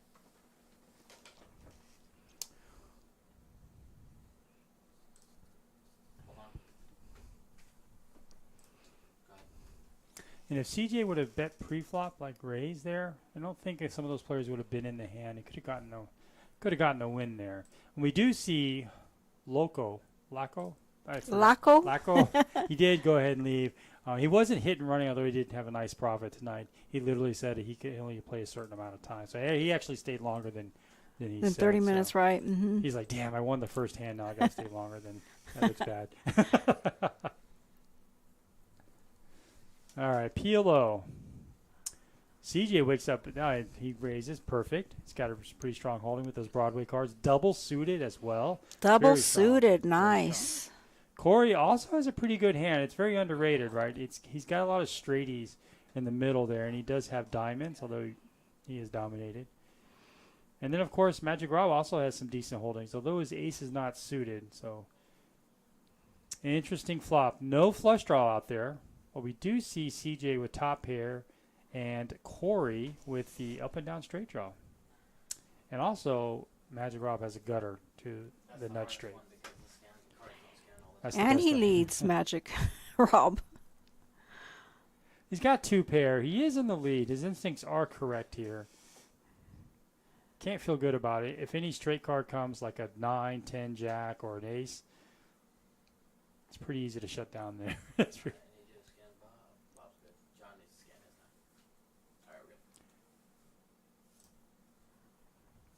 Oh, Well, I, he mi- brought I him for a misread it. I thought it raise. was Magic Yeah. Rob betting. I was like,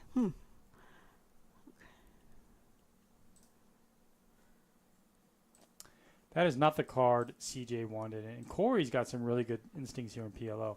He could rep that straight, but he's too worried about CJ having a straight already. And surprisingly, Corey catches up here with only trips on the river. He knows he is good there. That was a ambitious call there. And Corey knew he was good there because when CJ raises, he typically would have, he could have a set there, but he typically would have the top two. And Corey was able to figure out there and get some value in that, and he's going to win a nice pot right there. he was good till the river. And I think when you're playing short-handed like this, it's easier to kind of figure out where you're at more often than not there. And Corey's going to, looks like he's going to felt a player here. Shame on him. And CJ may not have a lot of experience playing this, and I would expect CJ to come back here. He's just going to get some more chips and come back. Don't cry, rebuy.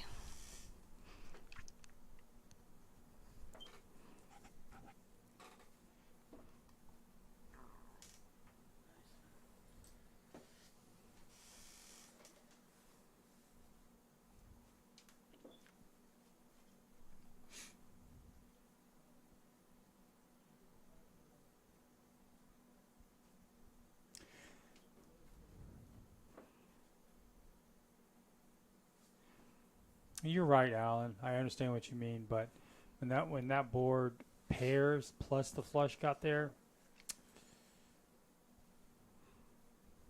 it's a little ambitious.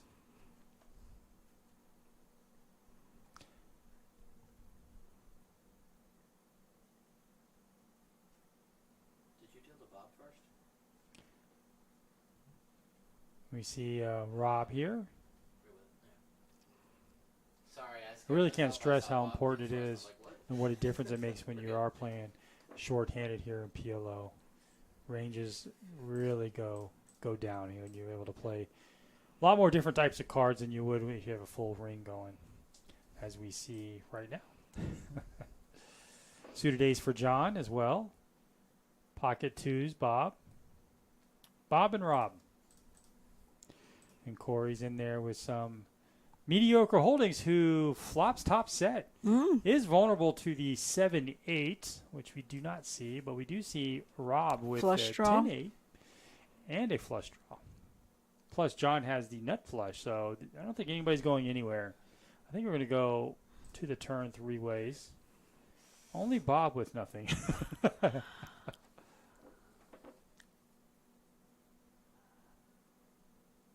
And it's Rob who comes out and bets.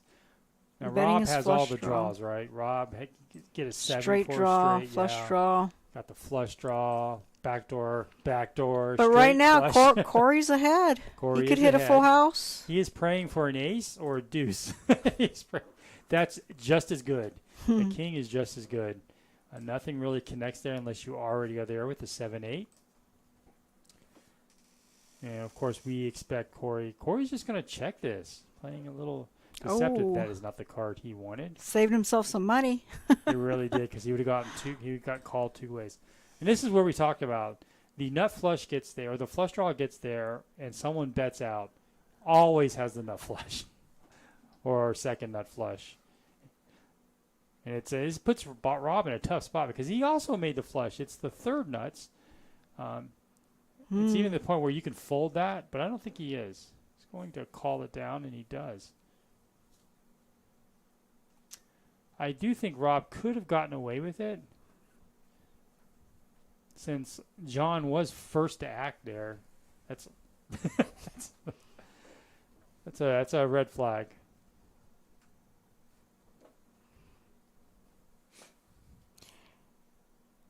Yeah, but also short-handed, you think you might be good there.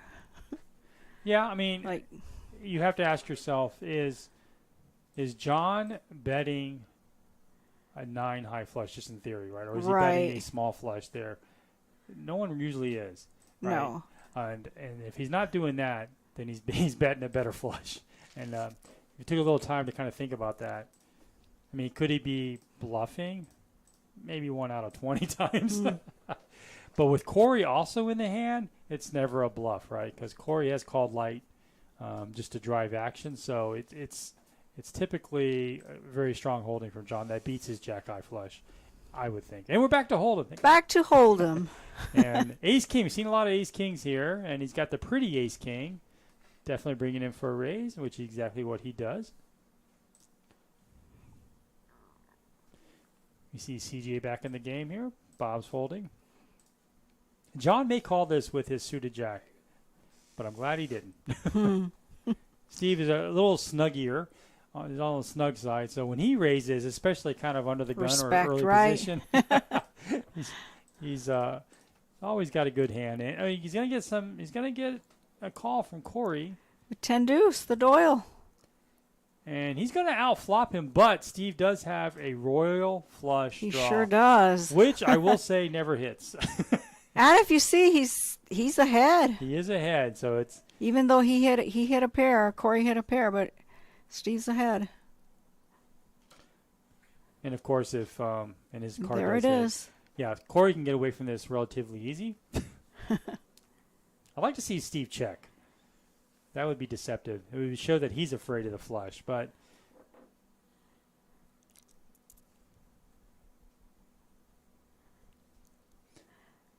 he was so strong there that I think a check would have been a nice little deviation from the plan there, and might have got him paid on the river. I think so. Yeah, if Corey sees that weakness, and let's say a 2 hits or anything really that's lower than a 10, I think Corey fires off there, try to get a queen out. But as it stands, it doesn't hurt to win the pot there.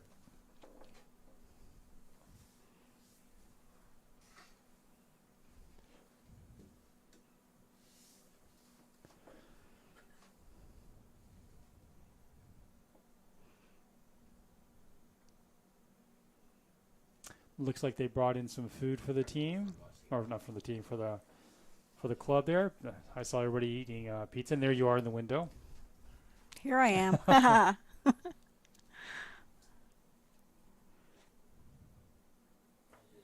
John and there we go. We do see some spades there, and the board is pretty wet for this bomb pot on the top. It's kind of the same boards on, on both, so see somebody got pocket 9s and pocket 6s would be nice.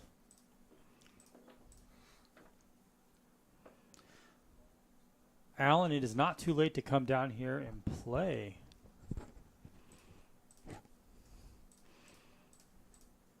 Pocket queens, pocket 10s.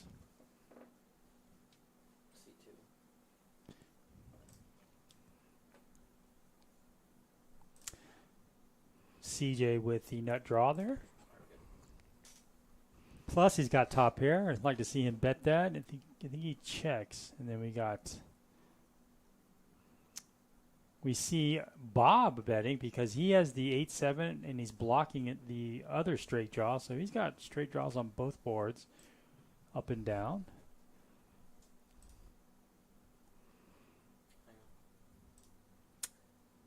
It's not the card he really wanted, although he does improve to a pair on one board. Firing again. CJ does improve to a straight draw on the bottom. He's got quite a bit of outs, that CJ guy. He does, and he really wants to see an 8, but Bob is blocking all that. And Bob also has a flush draw. He actually got the straight flush draw. None of the draws come through. CJ does win with 2 pair on top, but that board is so connected, it's tough. And this looks like it's going to be chop chop. No, CJ is going to win both boards with the ace hitting. With 2 pair, 2 pair. Mm-hmm.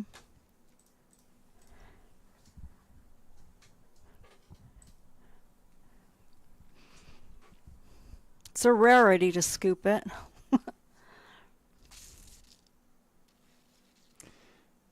Bob's going to do a seat change here.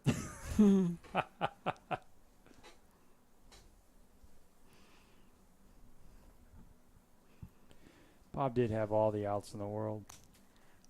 Not only did he have straight draws on both boards, but he also had the straight flush draw as well. The nut flush draw, straight draws. And again, they never hit. I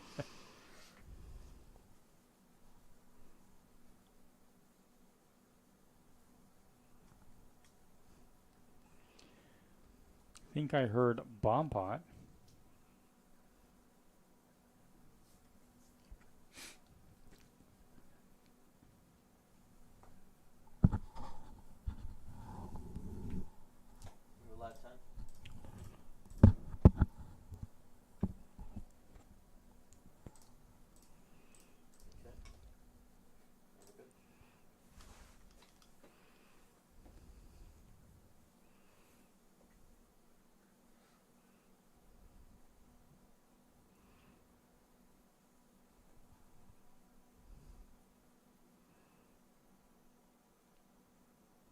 Looks like we have a missed deal here.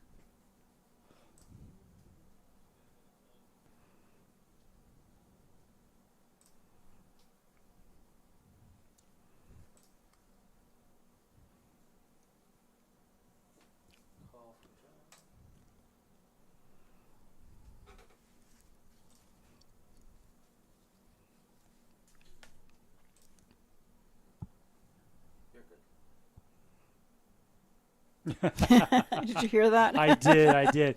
Question was asked, does anybody want to play Hold'em? I do, but that's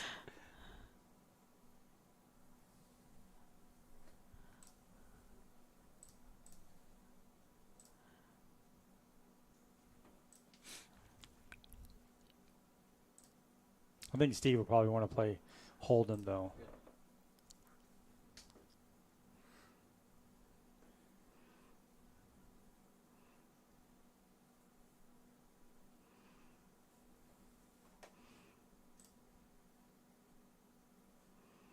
So Corey was telling me that he just plays PLO in Michigan.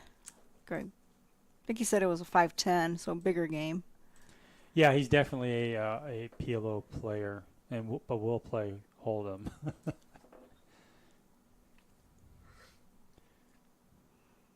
think we're waiting for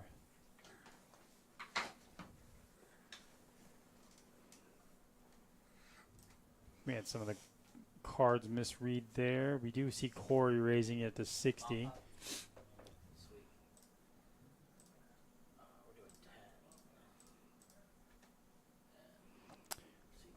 And John is going to go ahead and outflop him here, although that's not a bad flop for Corey. Since Corey's the pre-flop raiser, that's going to favor that flop is going to favor John more.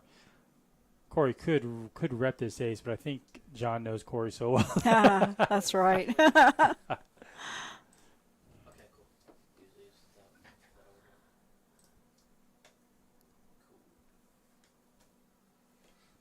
I think Corey's realizing he missed an opportunity there to bet both those streets. He normally would, too. He checked the flop, right? He did check the flop. It's one of those. Maybe he expected Corey to bet it out. I think that that flop, since John just called, that flop is going to favor John's range, right? Because you would expect a pre-flop raiser, like Corey did there, would represent all the Broadway cards or big cards. So that flop is going to favor John, and that's why Corey, I think, just checked there. Because it's going to hit his range, and it did. he hit the 9, so it was really actually well played. Corey saved a lot of money because he would have gotten called all the way down. I think that's what he was waiting for him to bet out.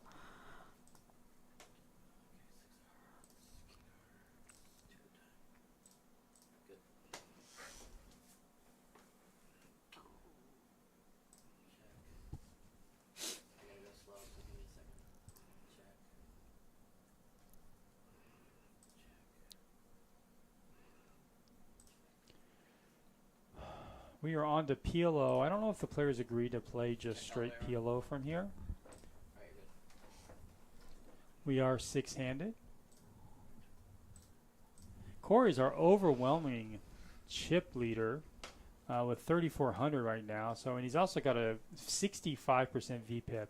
And that just means, I'm sure you guys know, but that just means how many hands you're playing voluntarily. It doesn't count if you're a small blind or big blind. So Corey's playing 65, which is an incredibly high VPIP.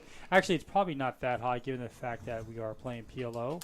And your VPIP is typically much bigger in PLO than it is in Hold'em. But with that being said, Corey does have the highest VPIP, followed by Magic Rob, then CJ, who hasn't played that many hands, or hasn't been here that long, and then of course John rounding it up there, and Bob is at the bottom with 21%, which is kind of low considering that we do have PLO mixed in. Corey's also our big winner right now. He's up almost 1,300. Not a bad start. Not a bad start. Or I guess we're halfway through, more than halfway through.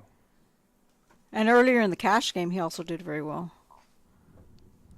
He's a good player.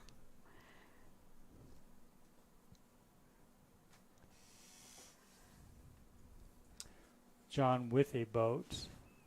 And CJ is going to go ahead and lead out here with his queens. This is almost always a bluff here. We're going to see a raise for sure. Who are we losing? Okay.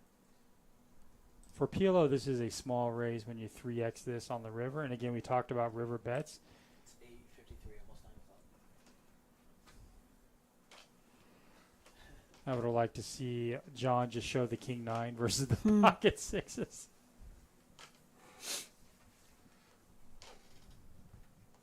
But still C3, right? Okay. Just PLO. Looks like That's what I heard. John just left, PLO. right? Corey? Yep. Or we lost a player. We still have 6, right?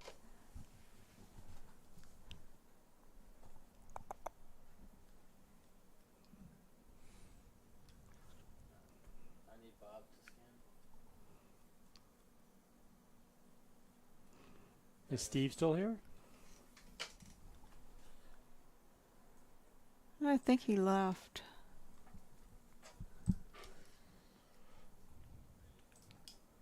I could be wrong. I didn't know if Steve was a PLO player.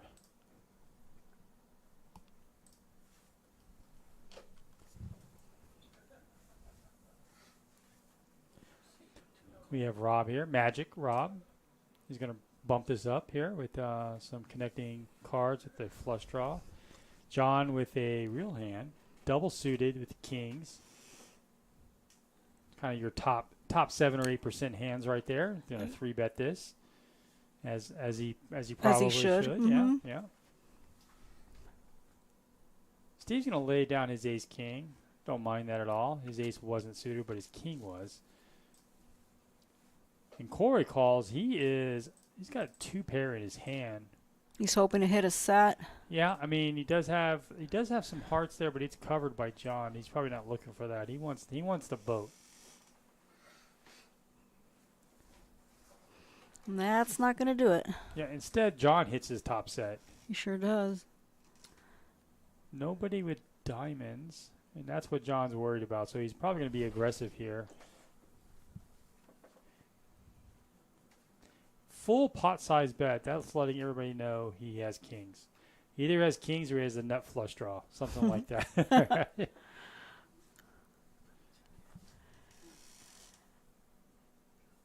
It's a good bet. He wants to get everybody out. The he draws. Does, right. Top set always I don't is blame a great him. hand for hold'em. Mm-hmm. But as we have already seen in PLO, it's not very strong to the river, especially with the diamonds out there. So he played that perfectly. He wants to be very aggressive. Wants to bet big too. He probably doesn't mind one caller, but he definitely doesn't want to go multi-way with that hand.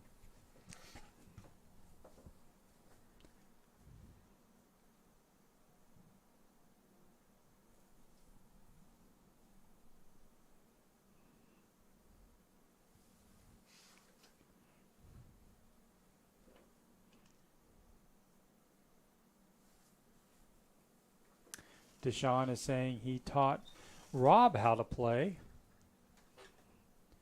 And he looks up to you. Are you taller than him? Is that why he looks up to you?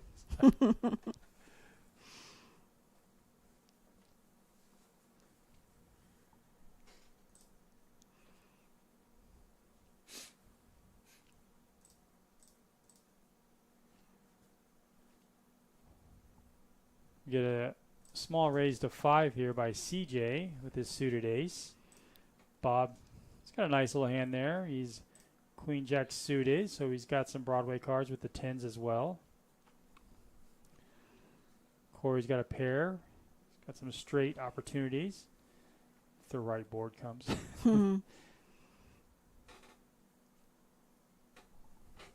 Again, Corey playing a lot of hands here. Well, he does have the highest VP.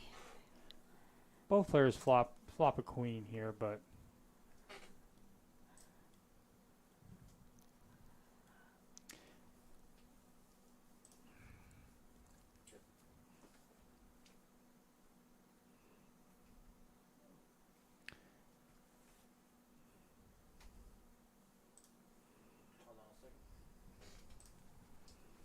so we're going to see an all-in here from Bob. Yeah, he's got top 2.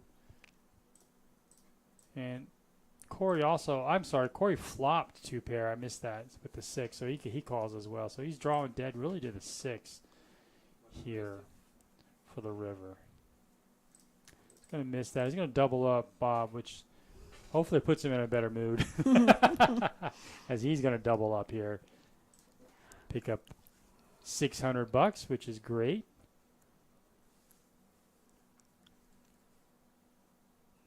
Small dent to Corey's stack. Corey's still showing a profit here of almost 600. Bob is now showing a profit of almost 200. So that was a great seat change. Change is good. Sometimes it's good to change seats. One's Do you not have working. a favorite seat to sit in? I used to really like 2 or 3, but now I'm all over the place. I kind of go around the table just feeling it out, see which one has the best energy. I have to sit in 4, 5, or 6. If I get put on another, I'll immediately ask for the seat change button. I always do ask for the seat change button just to have it. Really, for me, it's about the players at the table. If there's aggressive players, I want to sit in a certain seat. Absolutely. Yeah, I think that's the bigger one. So I want to sit to the left of aggressive players, and I don't want aggressive players sitting to my left.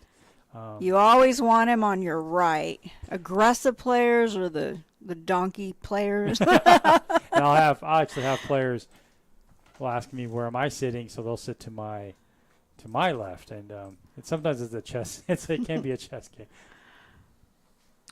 All right, so we have double suited John. That's his new nickname. Double suited John's going to play. He's going to raise it up. He'll raise it to 5, which is the most you can raise right now if you're bringing in here. So 3-bet by Corey. Corey loves to put the aggression on, puts pressure on. Likes to make people feel very uncomfortable. So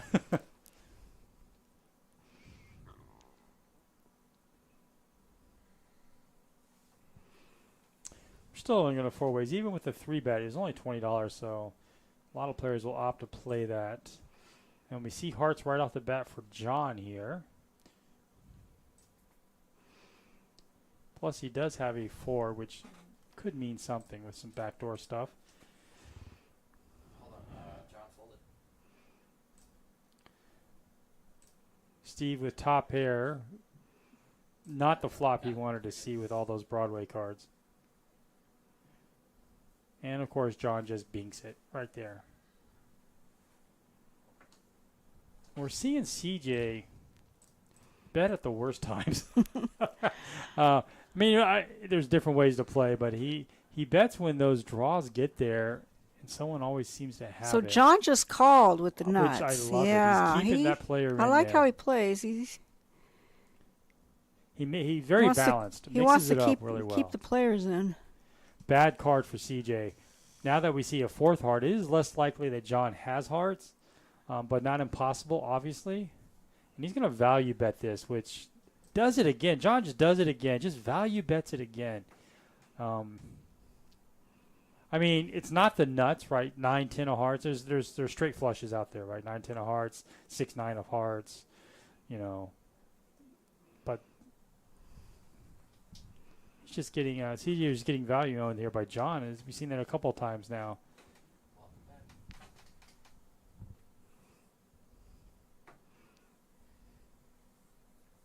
I think the rule of thumb here is if you don't have the nuts, don't play. Right. No, I learned that pretty quick in PLO. Got to go for the nuts.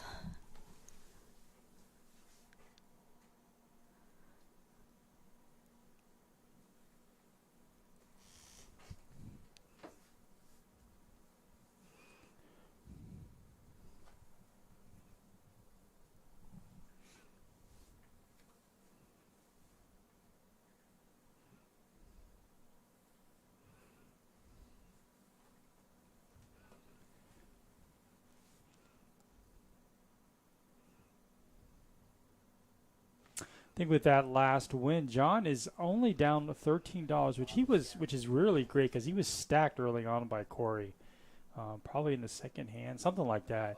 So he lost his initial buy-in. So he's battled his way back to. That's always a good feeling when you're Isn't it? back Yeah, to that's the even. best. You feel like a winner. That actually feels better than winning right off the bat because it means you're playing good poker and you don't go on Right. tilt. You're not letting tilt affect you, which I can tell you tilt is a real thing. It is. It is for everyone. Everyone I know, including myself sometimes. Okay, you have 3 players with big pocket pairs, but I like Corey's hand better with the ace king of diamonds myself because it can draw to a big hand. I prefer Corey's hand. Yeah, Well, and not anymore. Not anymore. Not anymore. Bob does have an overpair with a flush draw. John has an overpair as well, and so does Steve, has the best overpair. If I were Steve, I'd like a raise here. I mean, at this point, yeah, he does lose to sets, but no straights out there. He's going to get out. He's going to get outturned here by Bob with just a queen and the flush draw. So I think Bob's going to bet off here, as he probably should. Try to get some value. Well, he has 2 pair and a flush draw. Oh, and he also has 9s. He could get a set here. He could get a boat. He'd rather get a boat. Rather see a 3 or a queen peel off here, but let's just win the pot now. And this is going to put Bob. It's going to put him showing a positive win now, over $300. Just heard bomb pot yelled out. So are you a fan of bomb pots? Do you like them? No. So much gamble in them. It is, and I'm a player who's terrible for streams, right? Because I don't gamble. I don't put myself in gambling situations. Oh, that's smart. Yeah, Absolutely. I'm really a for-profit player. Right. And being a for-profit player, bomb pots might be a bad idea. And I do play them; they're fun, but I typically wouldn't kind of like to play them if I had a choice, I guess. And it also knocks out players, so it's not so good for the house. It really does, and I know some clubs will cap bomb pots. Right. Some won't. So. But they sure love them here in Texas. They do, and that's kind of the first question a player asks. So much. Where's the bomb pot button? Yeah, I hear that all night. So much gamble here in Texas.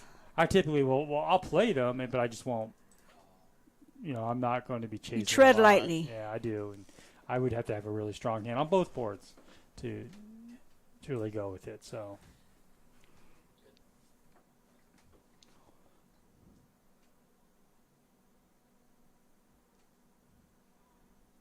Let's see what we have here.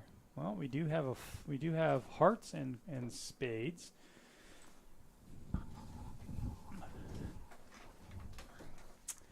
Let's see. I do see John with second nut flush draw.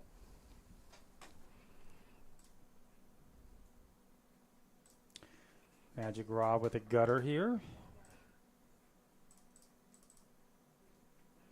Corey does have a 10. He actually has a boat. I apologize. He's got Jack 10. He's definitely 100% betting or 3 betting if anybody bets. Corey, 100%, 110%. That's a player that I would definitely say is very balanced. He's going to bet if he has a great hand, if he has the nuts, or if he has a very marginal hand. He's betting the same every way, and that is very difficult for players to gauge, right? You don't know if you're ahead or not. And a lot of times you want to ask yourself if you're calling off a player like Corey, is he able to bluff here? The answer is yes, 100% of the time. So that's where he gets paid a lot there. He fires. And we see John here, and this is actually going to be a chop pot, right? So because John does have a straight on one board.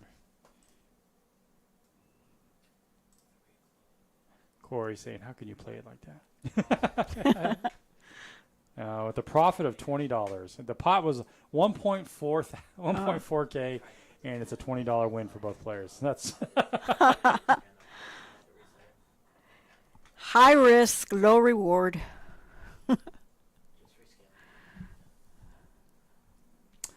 We do see Steve taking his leave, and I think we are just doing PLO at this point. So we're down to 6-handed or 5-handed. 5-handed. We're down to 5-handed.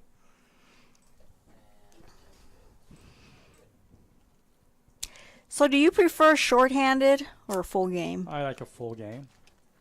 I think full games are easier for me anyway to put people on ranges. I like short-handed games. Yeah, it's a wider game for sure. I don't mind them, but well, you see a lot more flops too. Well, you definitely see more flops, but I prefer really 8-handed is probably the best. Actually, I prefer heads up. Oh, I don't. I never do that.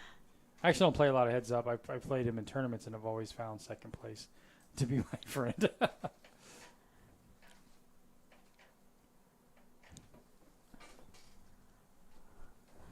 You don't see too many heads-up tournaments like you used to. Yeah, there's one in right now, or was it yesterday, in San Antonio. A heads-up tournament? Oh, I wasn't aware. Yep. I won't mention the club, but yeah, it was heads-up tournament. And they're having one in Dallas this weekend. Heads-up tournament. So they're typically big buy-ins too, 1,200, 1,100. They used to have like $300 heads-up tournaments at Caesars a long time ago, but they don't do that anymore. Yeah, it's tough for the rooms to make money on that.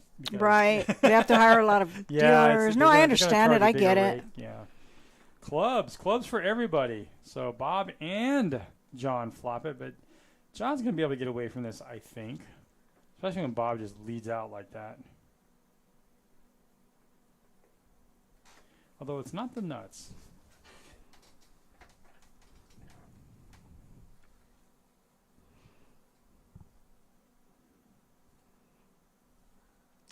I mean, John does have a redraw to a straight flush, but I mean, we're talking like 2% there.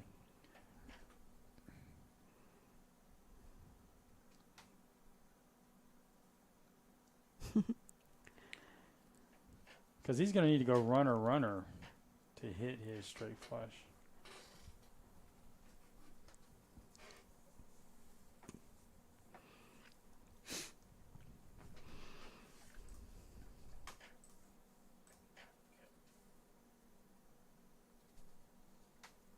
So this Saturday they're having a $300 tournament here at this club, and it's a freeze out.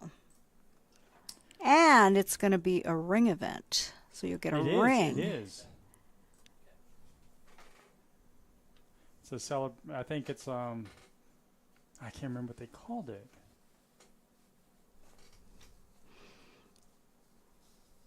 If I was going to play a tournament, that would be probably the only Yeah, I tournament might would play it.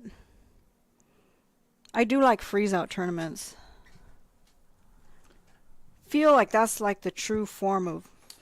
Yeah, I mean that's hard to find because most tournaments are, re-entry or rebuys or however they want to word it. Which yeah, you knock out a player, they rebuy, they come back in, and then they knock you out. Or you lose to two pair like 7-5. Right. Because they shouldn't have been in there in the first place if it was a freeze out. But they're back.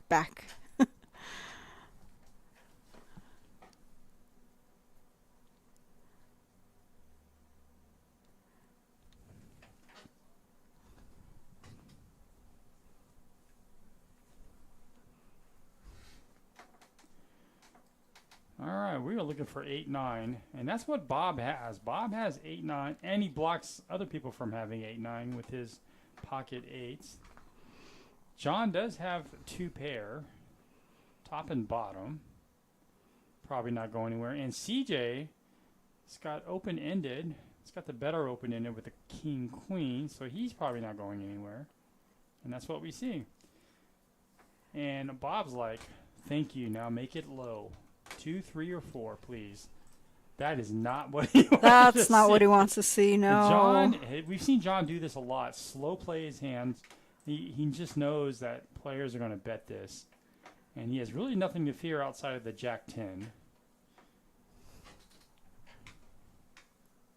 We do see a bet here. It's a relatively small bet. Bob's going to bet $20. Now we see a raise. And Bob's like, I know.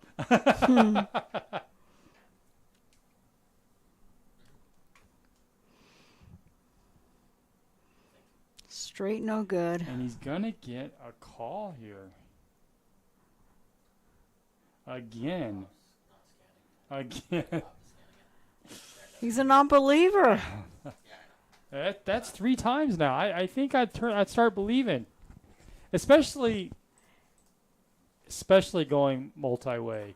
John would never do that with a single jack, right? Just would.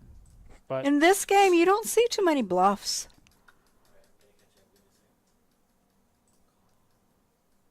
Unless you're Phil Goffon. love that player. I've seen him pull off some good bluffs.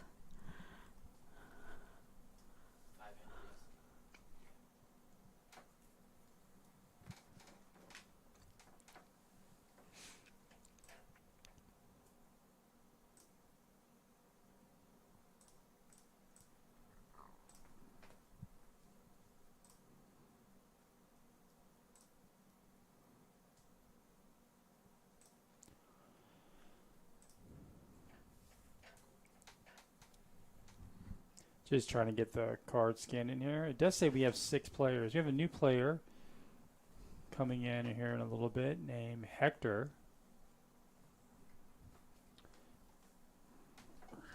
He's going to take over for Steve's spot. See, and there he is. He's already in there. So he's going to buy in pretty big here for $1,500 in a 1-2 game. I mean, technically, it's a That's Texas style. 1-2, bringing in for 5 for PLO, so you can only come in for 5. It's actually considered a raise, although it's just kind of a call. All right, we have a raise here. Speaking of raise, we have a 3-bet here with Bob with really nice hand. Pocket aces, one suited to the king. Going to flop a gut shot. So if that 10 comes and he blocks the nut CJ straight. has a set. Ooh. It's got the bottom set, though. Queen 10, 10, 8. I'm sorry, King 10, but nobody has that. Is he wearing a ring or something, or is CJ bets, though. the only one that can't see this card? I feel like he's going to. It's kind of a dangerous board. It really is, right? Anybody could have a straight there.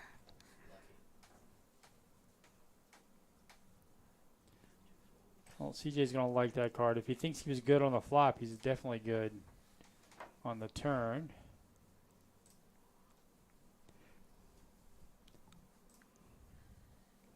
Bob skillfully throws his money in the pot. That's a safe card. A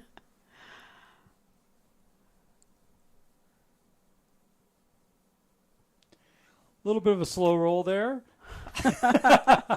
Bob throws his cards up immediately, and CJ's kind of picking what cards he wants to show.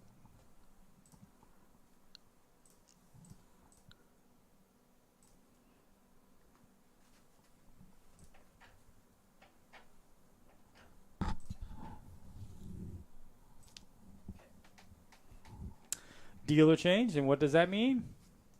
Dealer change pump pot. Or maybe not. Do we know how long we're going to go till?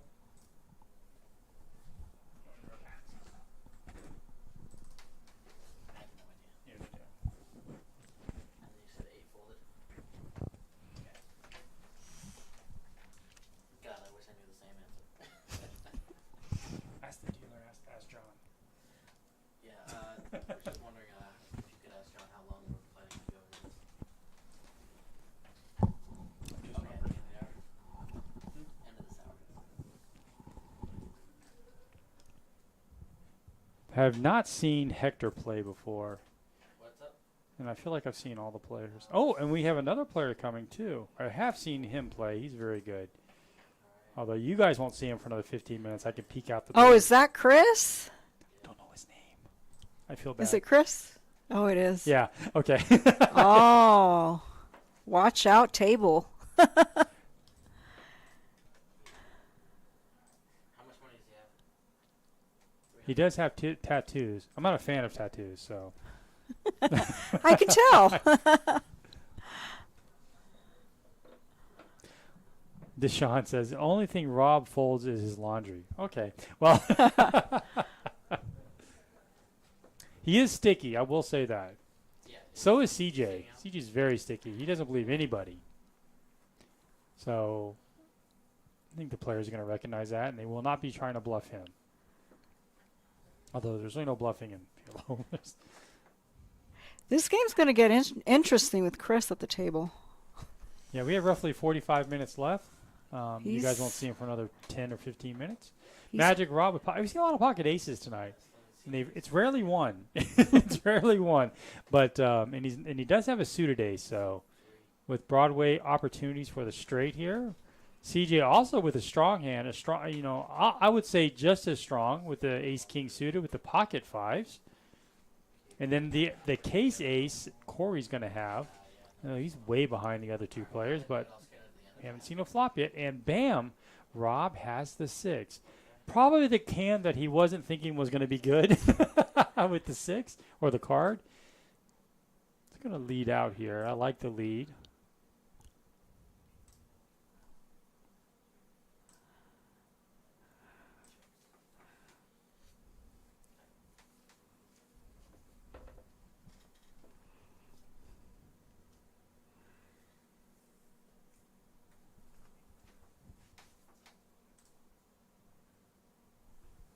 I'm going to try to get one of those T-shirts, those GPC shirts.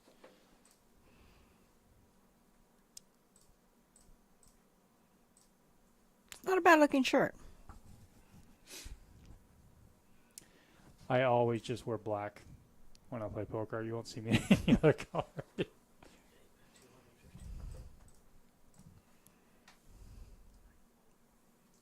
folded.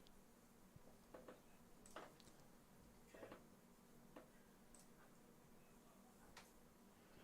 We also have Rob Jenkins and Crystal Jenkins in the chat, although we're down to only 3 now since it's past 9 o'clock. So thank you for those 3 who are joining us.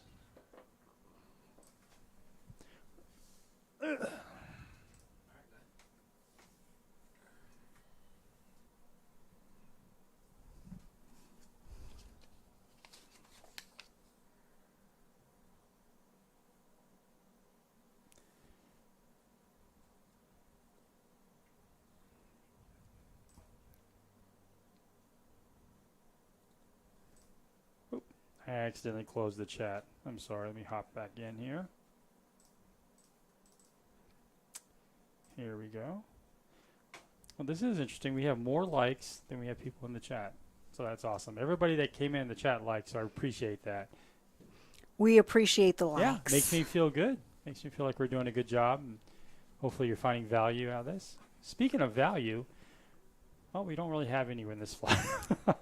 We do see the Kings, I guess, is in the lead with a very boring 4-8-2 flop. So I think the Kings can comfortably bet. But we see the Hector betting here. Might be our first bluff of the evening, if you can call that a bluff.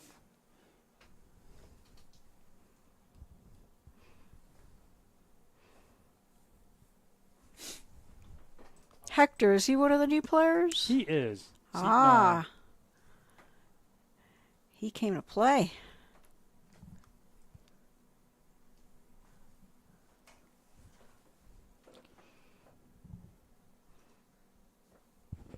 Have you played with any of these guys?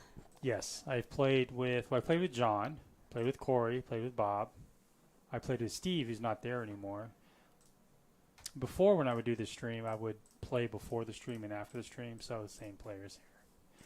Like I said, I do live 40 minutes away, so, or 30 minutes, 20-something miles. So when I do come down here, I'll tend to play with these guys.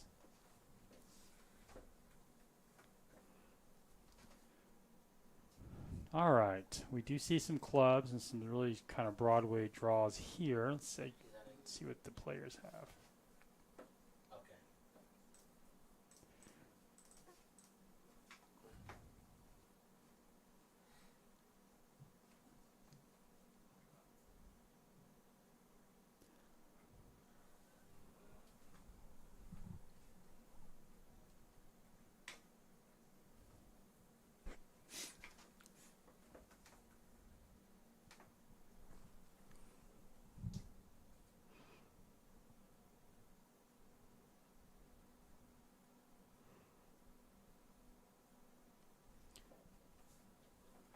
Bomb pots can be tough to capture on the reader there. So we've got this one going. Let's see, we've got CJ here with a flush draw and a set, so he's really strong here. Though he doesn't have the nut flush draw, but he's got something on both boards. John has the nut flush draw. But he is dominated by John. But his kings are still good, though, right now.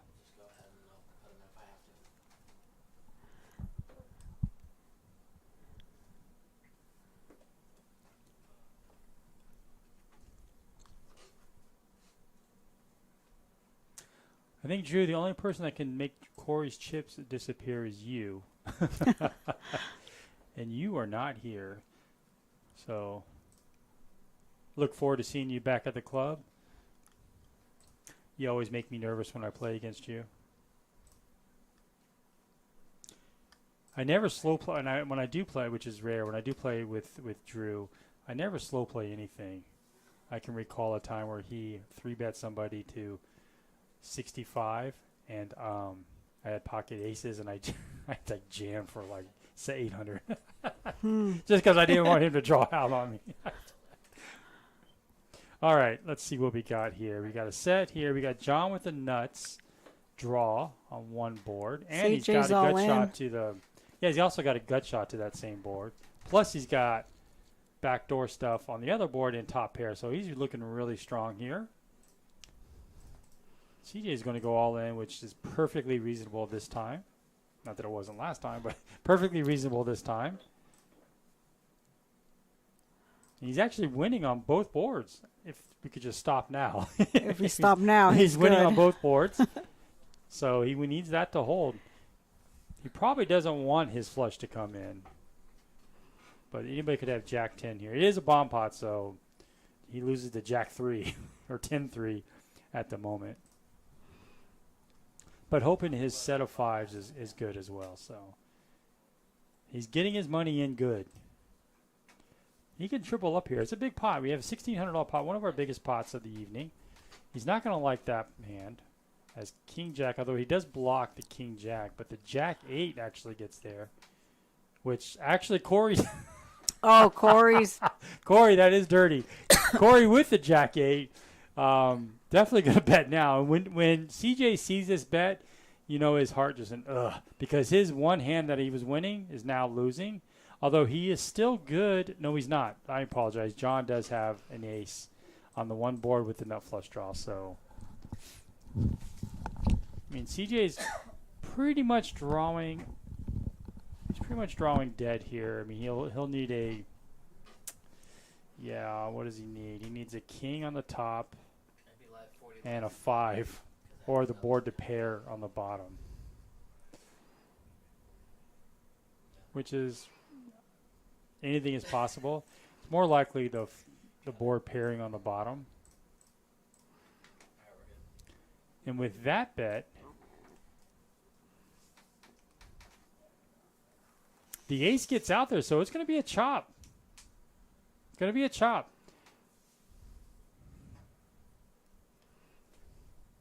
But John's defense, it's hard to tell which board Corey is playing, and it's hard to tell which board CJ is playing. You can't really call off all your chips with just an ace. And so, although it would have been good in this situation, and CJ knows it, he dodged a big one there, and he's going to win $300, which is almost a double up for him. And he will take it.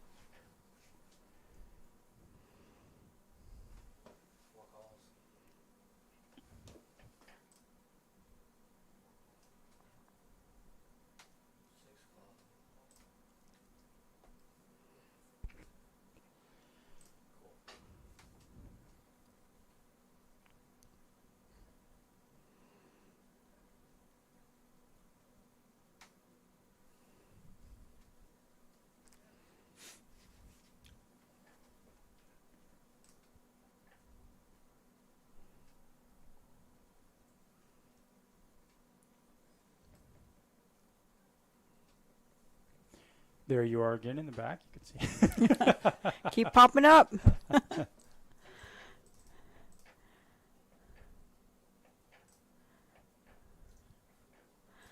I probably need to shave my beard or trim it, as it looks really long in that picture. I thought it was just going to be our voice. I didn't know they were going to actually. They typically Show don't. us. They added this feature. Ah, okay. They tricked me. And we are going 5 ways in a PLO hand, so I expect nothing but the nuts to play here. And Corey has the best draw. Almost unfair for Corey. He's going to definitely lead out for this, although he doesn't have a pair now. He has a lot of draws. A lot of backdoor draws as well.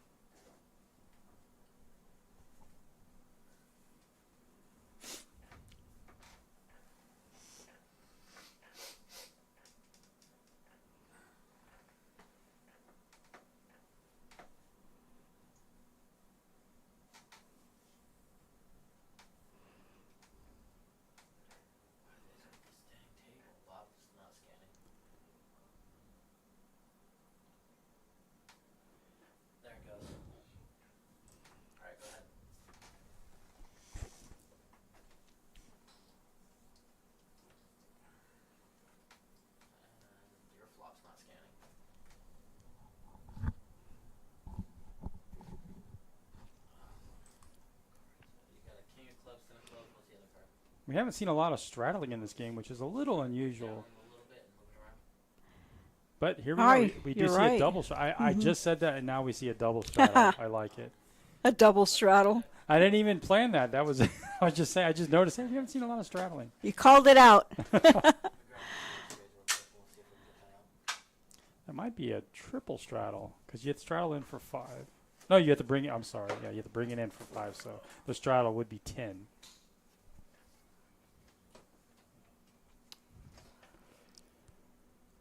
Now the game is 10-20 effectively. It's a 10-20 game now. Do you find yourself straddling a lot, or do you just Okay, so I like to straddle on the button. I never straddle anywhere else. under the gun? Under the gun? No. I will straddle if a lot of, not the whole table doesn't need to straddle, but if half the table is straddling, I'll straddle. If you're the only one straddling, it's really a disadvantage at times. It's just such a bad position after the The flop. only the only good thing is if you straddle, you are effectively last to act before the flop. That's the only advantage. You know what I do like is the ultimate last. That's very popular in Dallas and Oklahoma. I've heard of it. I've never done that. So you straddle the button. They won't let and you do that here. No, but no. With the ultimate last, you straddle the button and you get ultimate last. Somebody could raise it, re-raise, and then it passes the button, and you get ultimate last. Oh, yeah. It's like, It's like a blind raise. it's great. CJ's taking down a nice little pot there, a little $100 profit. Flops 2 pair.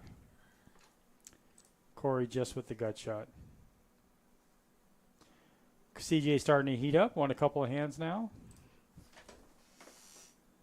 He's only down 119. He was down, like $500-600 I believe earlier. So making a nice little run here. Magic Rob's down 800. John's down 500. Bob still showing a profit, and Corey showing the biggest profit tonight. Although not a lot of big swings here. New player Chris, I believe, is now in the game. Should ramp up the action just a tad. Just the tad. Have you played with him? I have. He is an action player. Button's still on Hector, right? Button's on Hector, right? He's unpredictable, though. Chris straddle time.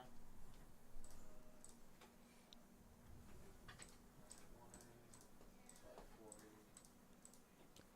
And 580. Sweet.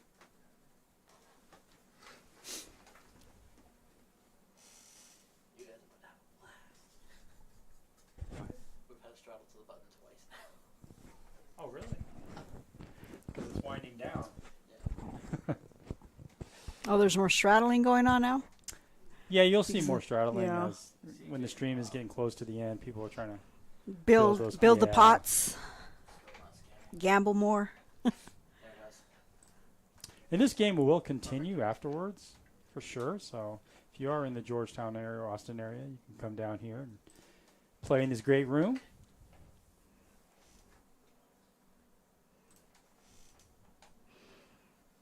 It's really not that far from Austin. It's just a little bit, like 5-minute drive from Round Rock if you're going north.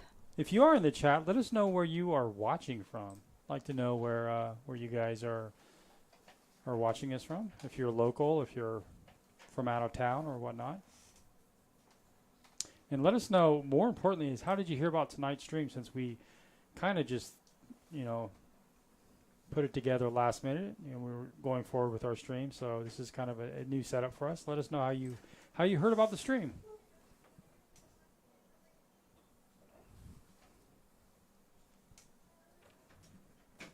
I know Drew is watching from Florida, I believe Orlando, which is my hometown. I actually went to Florida State, so I'm from Florida. Although I was born in Germany, I grew up in Florida. So Until I you was lived all over 22. the place. Hawaii. Well, I Germany? lived in, I grew up in, I'm born in Germany, but I moved here like when I was 2 months old, something like that. I was adopted in Florida and went to college there. Then moved to Hawaii after college for a couple of years, and then California, and that was pretty much it. That's pretty much.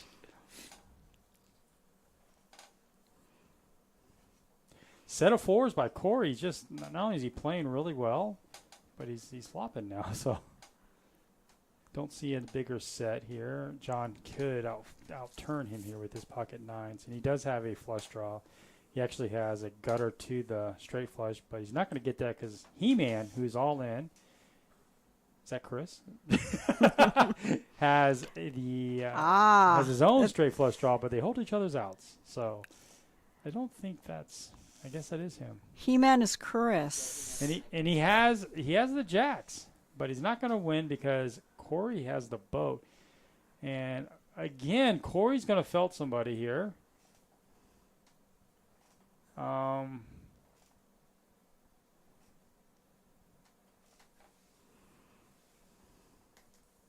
Okay.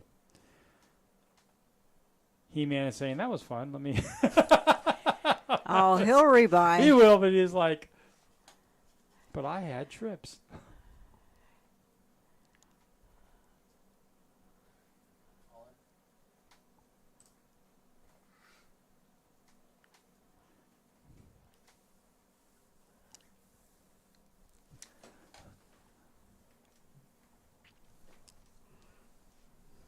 The big stack is 3,400 by Corey.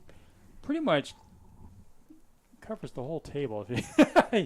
Not quite, but Hector's got 15. We did see another player. Looks like John will be leaving soon. Well, he's leaving right now, but Yeah.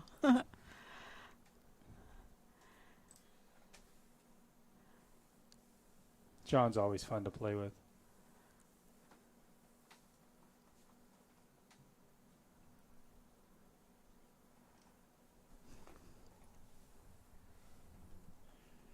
And for He-Man, that was just a little teaser there for the 300. He is back. Back with a lot more bills. Doing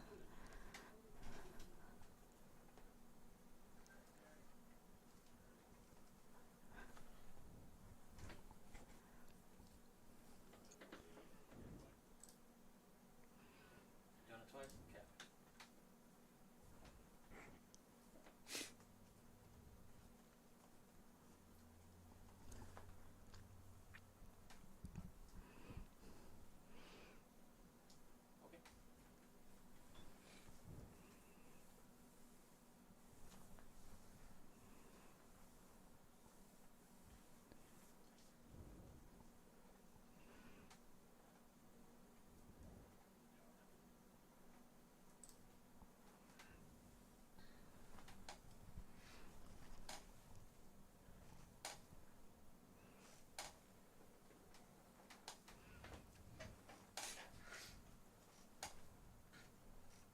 German's a very aggressive player in his own right. The dealer. I played with him last night. He was hitting full houses left and right. I've seen him run up huge. Yeah, I've seen him run up huge stacks. Good aggression though. He plays good. I've known him for about 15 years. I've known him for about 8 months. 8 months. So about the same. I'm actually relatively new to poker. Only played for 2.5 years. Is that right? Yes, 3 years, something like that. Maybe not quite 3 years. And you're killing it. Having a good time. just lucky. I am a bit of a nit. Tight is right. I am the player who like the pre-flop ranges, the play by position. Yeah, I do. Yeah, I'm that player. I'm actually probably not a lot of fun to play with a lot of players because it's hard to get This time, good. value out of me. So you're saying your VP's not 63 like Corey? No, on the streams that was usually it was still like 30%, but and it really depends. It really A lot of depends the on game. pros, that's about what it is, about 30%. Yeah, I mean some pros are a little bit more, and it depends on the game. Like if it's 1-2, I'm probably much more splashier. Smaller game. Yeah, right? smaller games. If I'm Especially playing if you've been playing bigger games and then you go down to a smaller game, you end up being a lot more When someone splashy. bets 60 inning, I'm like, I'll call with second pair, but I just got to adjust myself on. Well, the It's relative size of the pot to the size of the stack. It's Right.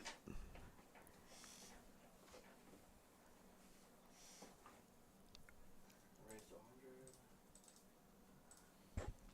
I used to love playing chess when I was younger, and I may not be a good analogy, but I feel like poker's all like chess. Just to me, it is anyway. I get It's the a same. thinking game. I get the same feeling, same enjoyment like that.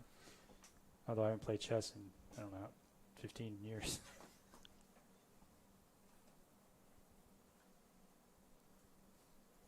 Means we gotta play. You'll see a lot of chess players play poker. You'll see a lot of like the what's it called, Magic the Gathering, that game. Right. You'll see a lot of those. And that skill translates really well to poker. I know a few players who are played Magic the Gathering or that type of game and done really well. In Like that poker. female chess player, what's her name? Which one? She was on a stream recently. She hasn't been playing poker too long, but you could see she has a lot of potential. Oh, yeah, for a different stream. Hmm? A different stream, obviously. A different Yeah. stream, right? Some stream out of some Some other stream. state, different state. 2 and all in. Okay, so first one all in. He-Man also has good table talk too. Magic calls. What's that? He-Man He-Man. has good table talk. He's fun to play. You can run it 3 times if you want. You played with him? Yeah.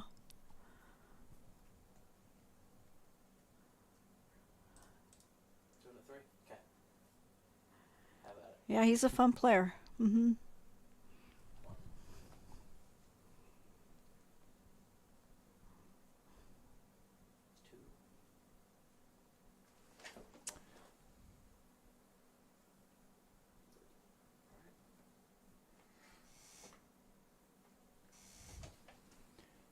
See the game starting to ramp up here a little bit.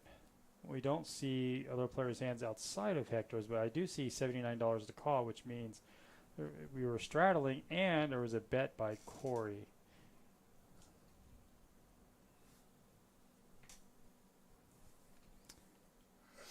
And Chris's He-Man's not going to be very shy.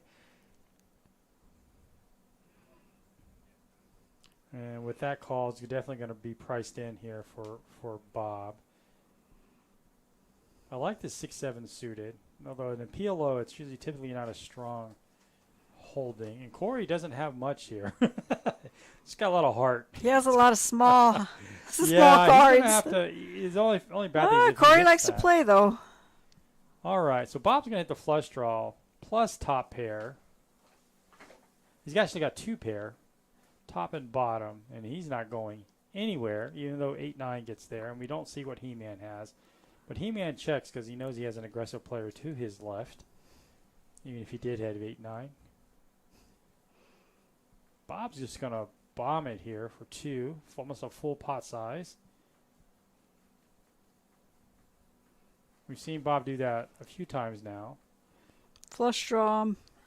Yeah, he's got the flush draw. Top pair. He's got 2 pair. Backdoor straight draw.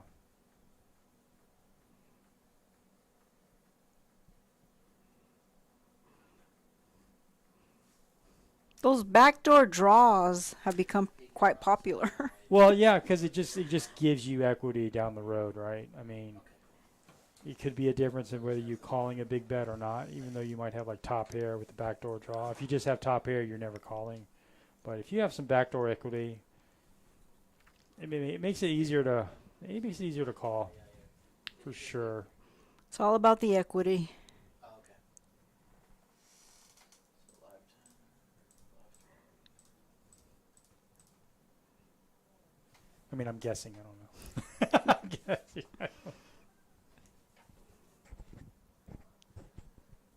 Needs to spread his cards. 'Cause they're on. There we go. I think that's Magic Rob's wife. I think she's saying, "When are you going to get done?" So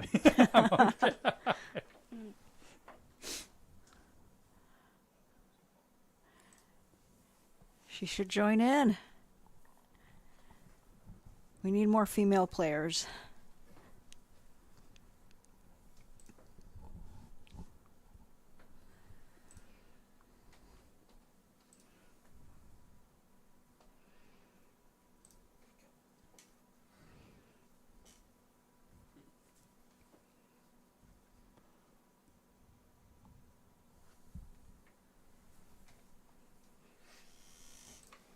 All right, we do have a flop here. It is a bomb pot.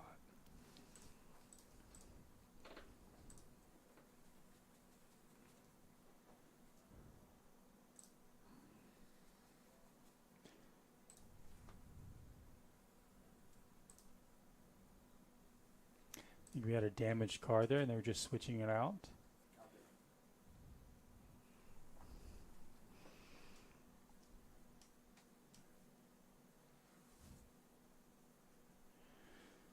All right, let's see who has the clubs. It's got some sort of straight jaw. Queen Jack. Queen Jack could be pretty strong. Jack 9. Jack 9 for Bob here with the clubs. Jack high clubs. So he's got something on both here. He's got straight draws on both. He's going to hit the 1 straight, although Ace Jack does beat him, which nobody has. Nobody has, right. That's going to be good enough for Bob for sure. Let's see.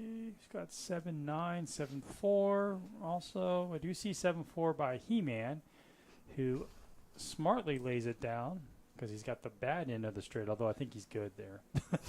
But I like the fact that he just folds because it's a bomb That's a good pot. fold. Yeah, anybody could have anything there. You're at 9:47 p.m. right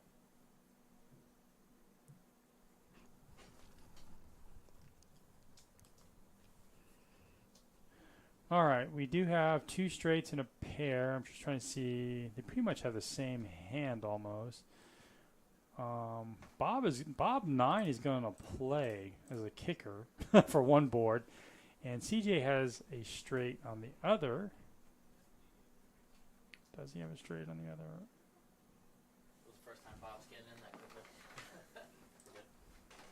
He's got a straight on 1 board. Yeah, okay. So it's a chop pot here. So $150 pot, $15 profit. I'll take it versus losing. Right. 'Cause Yeah. nobody had the nuts on any board, so.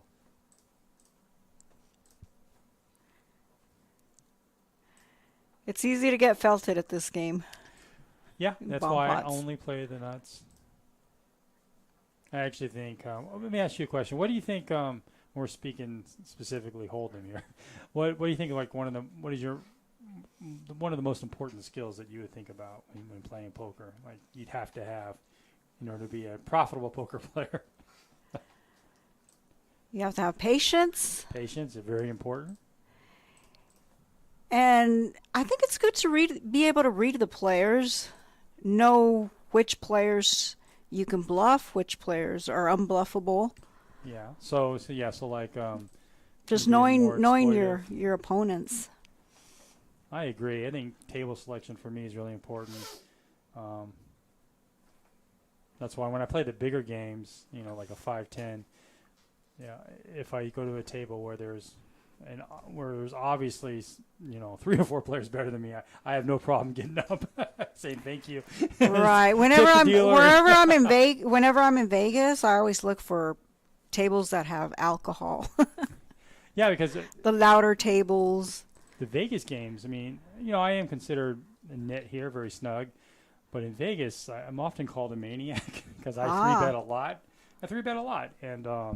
And people are like, "Oh, I can't believe it." And I show up with 8-9 suited, and I'm like, "You should go to Texas then." And of course, playing positional poker is very, very important. Good. Like, would you 3-bet under the gun as opposed to on the button?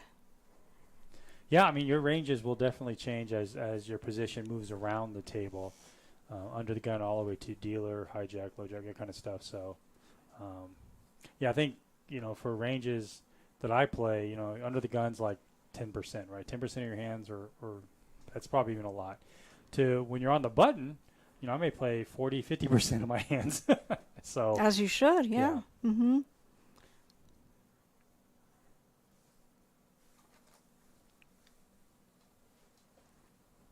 we have Corey here. Little pocket 10s, got overpair here. Very vulnerable to someone could easily be playing Queen Jack here or pocket 8s. 9-10 would be the nuts, which nobody has.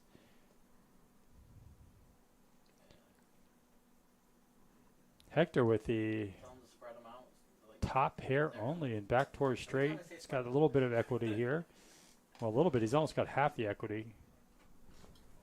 More so, the reason why Hector right now only has a queen compared to Corey's kings, and his equity is stronger because it's tougher for Corey to make two pair than it is for Hector to make two pair. And that's why the equity is favored Hector on the flop. Hopefully that made sense. I don't know. But we do have He-Man also in here, which adds a different type of element. What does He-Man have? He has Well, he needs a king for a straight. a And gut that's shot. all he has. He doesn't know it, but Corey blocks him twice here.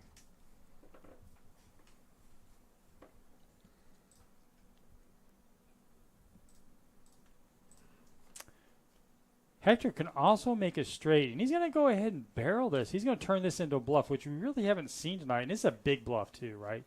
It's almost a full. It is a full-size pot here. He's going to pot this.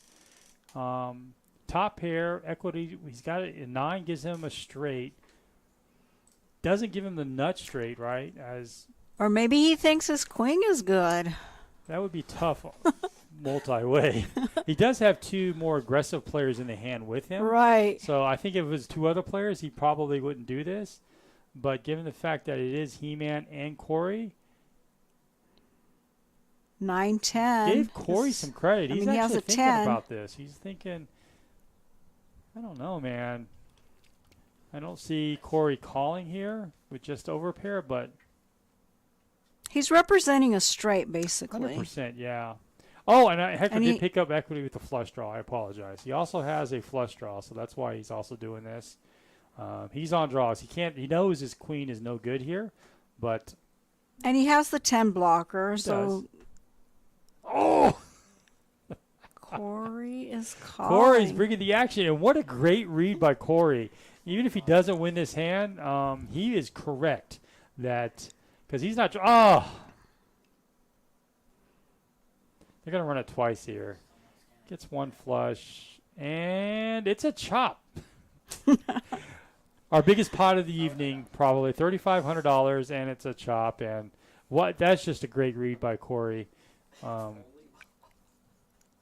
mean, he's not doing that thinking I need to hit because there's no card he can get that would he thinks could improve his hand, right? Even if he doesn't get a king, the straight's there already. So he's just doing it saying you're on a draw yourself.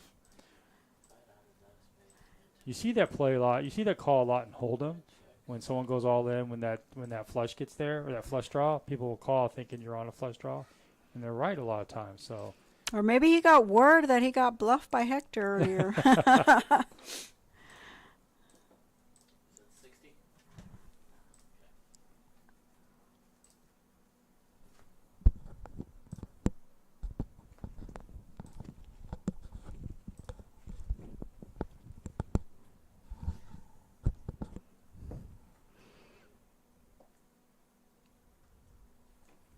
That's not a good sign. Hector is yawning. It's not even 10 o'clock yet.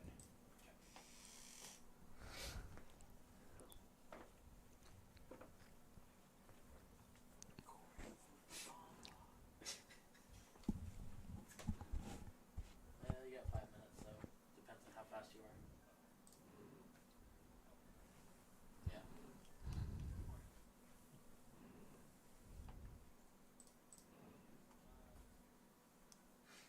Oh, I gotta break this back. We are winding down here. We have a few more hands to go. Well, now we're seeing a live 40, live. We have live 20, live 40.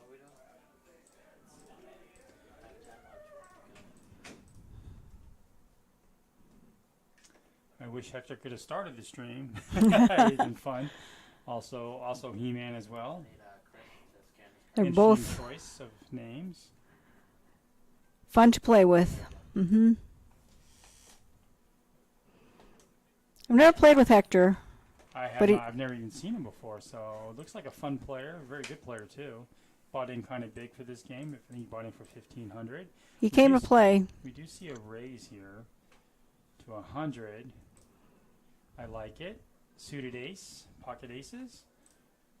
Let's see if anybody likes to call. Bob, yeah, I can't call the pocket tens. Corey's going to call. He's got 2 pair in his hand. That's going to bring along Hector. He's already in for 40, so what's another 60 with some marginal holdings? All the weak flops are him.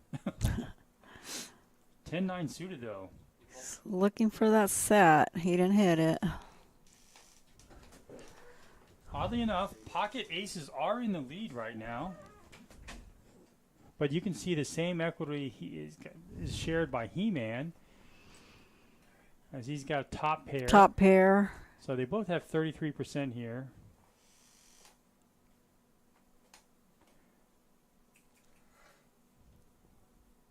Hector could get a 2 to really come back from way behind to, but he's going to go ahead and fold. And I like Rob's continuation here. The flop's not too scary. There's not a flush out there. There's not a straight out there draws. Now that just complicates things. He-Man just hit his second pair. Oh, no, don't do it. Yeah, there wasn't much left for Rob to call. 288. He's going to definitely go all in. If he can get a 2 or an 8 or an ace. The only thing is, that's why big pocket pairs are tough, right? Because you can't. It's hard to get 2 pair from that. You really have to rely on the board pairing.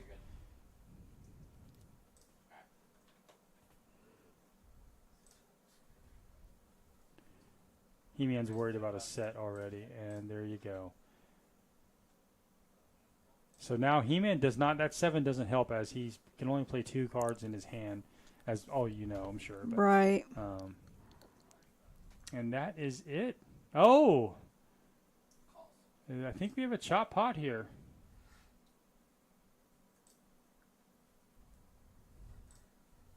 Another chop pot. That's a tough one for He-Man. As he was right, but the board does pair, and that gives Magic Rob a better 2 pair on the second flop. So they got counterfeited. This up. He-Man looks a little confused. He's like, wait a minute, he has 2 pair. He's like, I thought I was good. What's going on here? I have 2 pair. Oh, but so does he. Aces and 8s. The dead man's hand. From, that's right, ace 8. Wild Bill Hickok, right? Mm-hmm. Yeah, I saw the movie, so I saw it. All right, we are winding down here. I think we only have a few minutes left. 1 minute, actually, 2 minutes. 2 more hands. So I want to thank everybody who joined us in the chat. I really appreciate it. Just a reminder, we do have a stream tomorrow. Same time, around 6:30 to 7. It's our big game. We also have Greg Raymer, the Fossil Man's going to be here next month.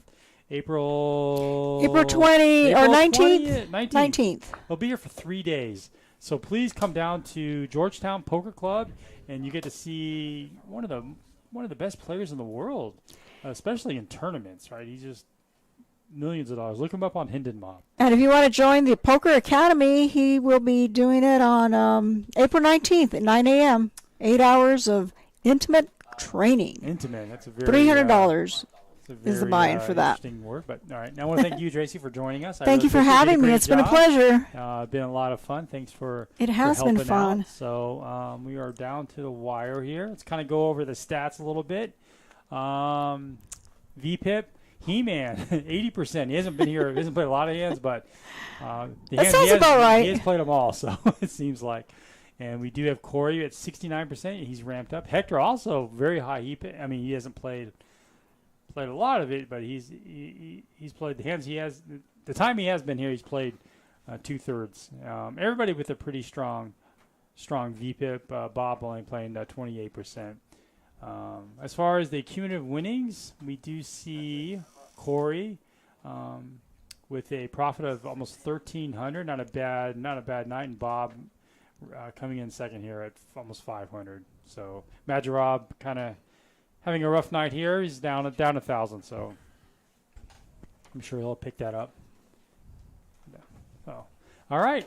I think that is it for us. Yeah, we got one more hand, and then we are final hand of the night out of here. So.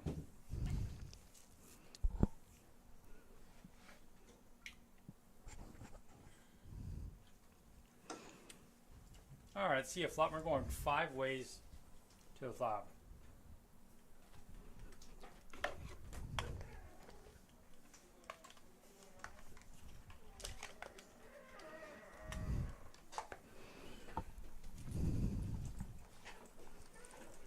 We got Hector betting out here. Actually, he's just calling Corey's bet. Corey just has the top pair, backdoor flush draw, getting called, getting looked up with a better king by Hector. So now we're going to see Hector and Corey fighting again.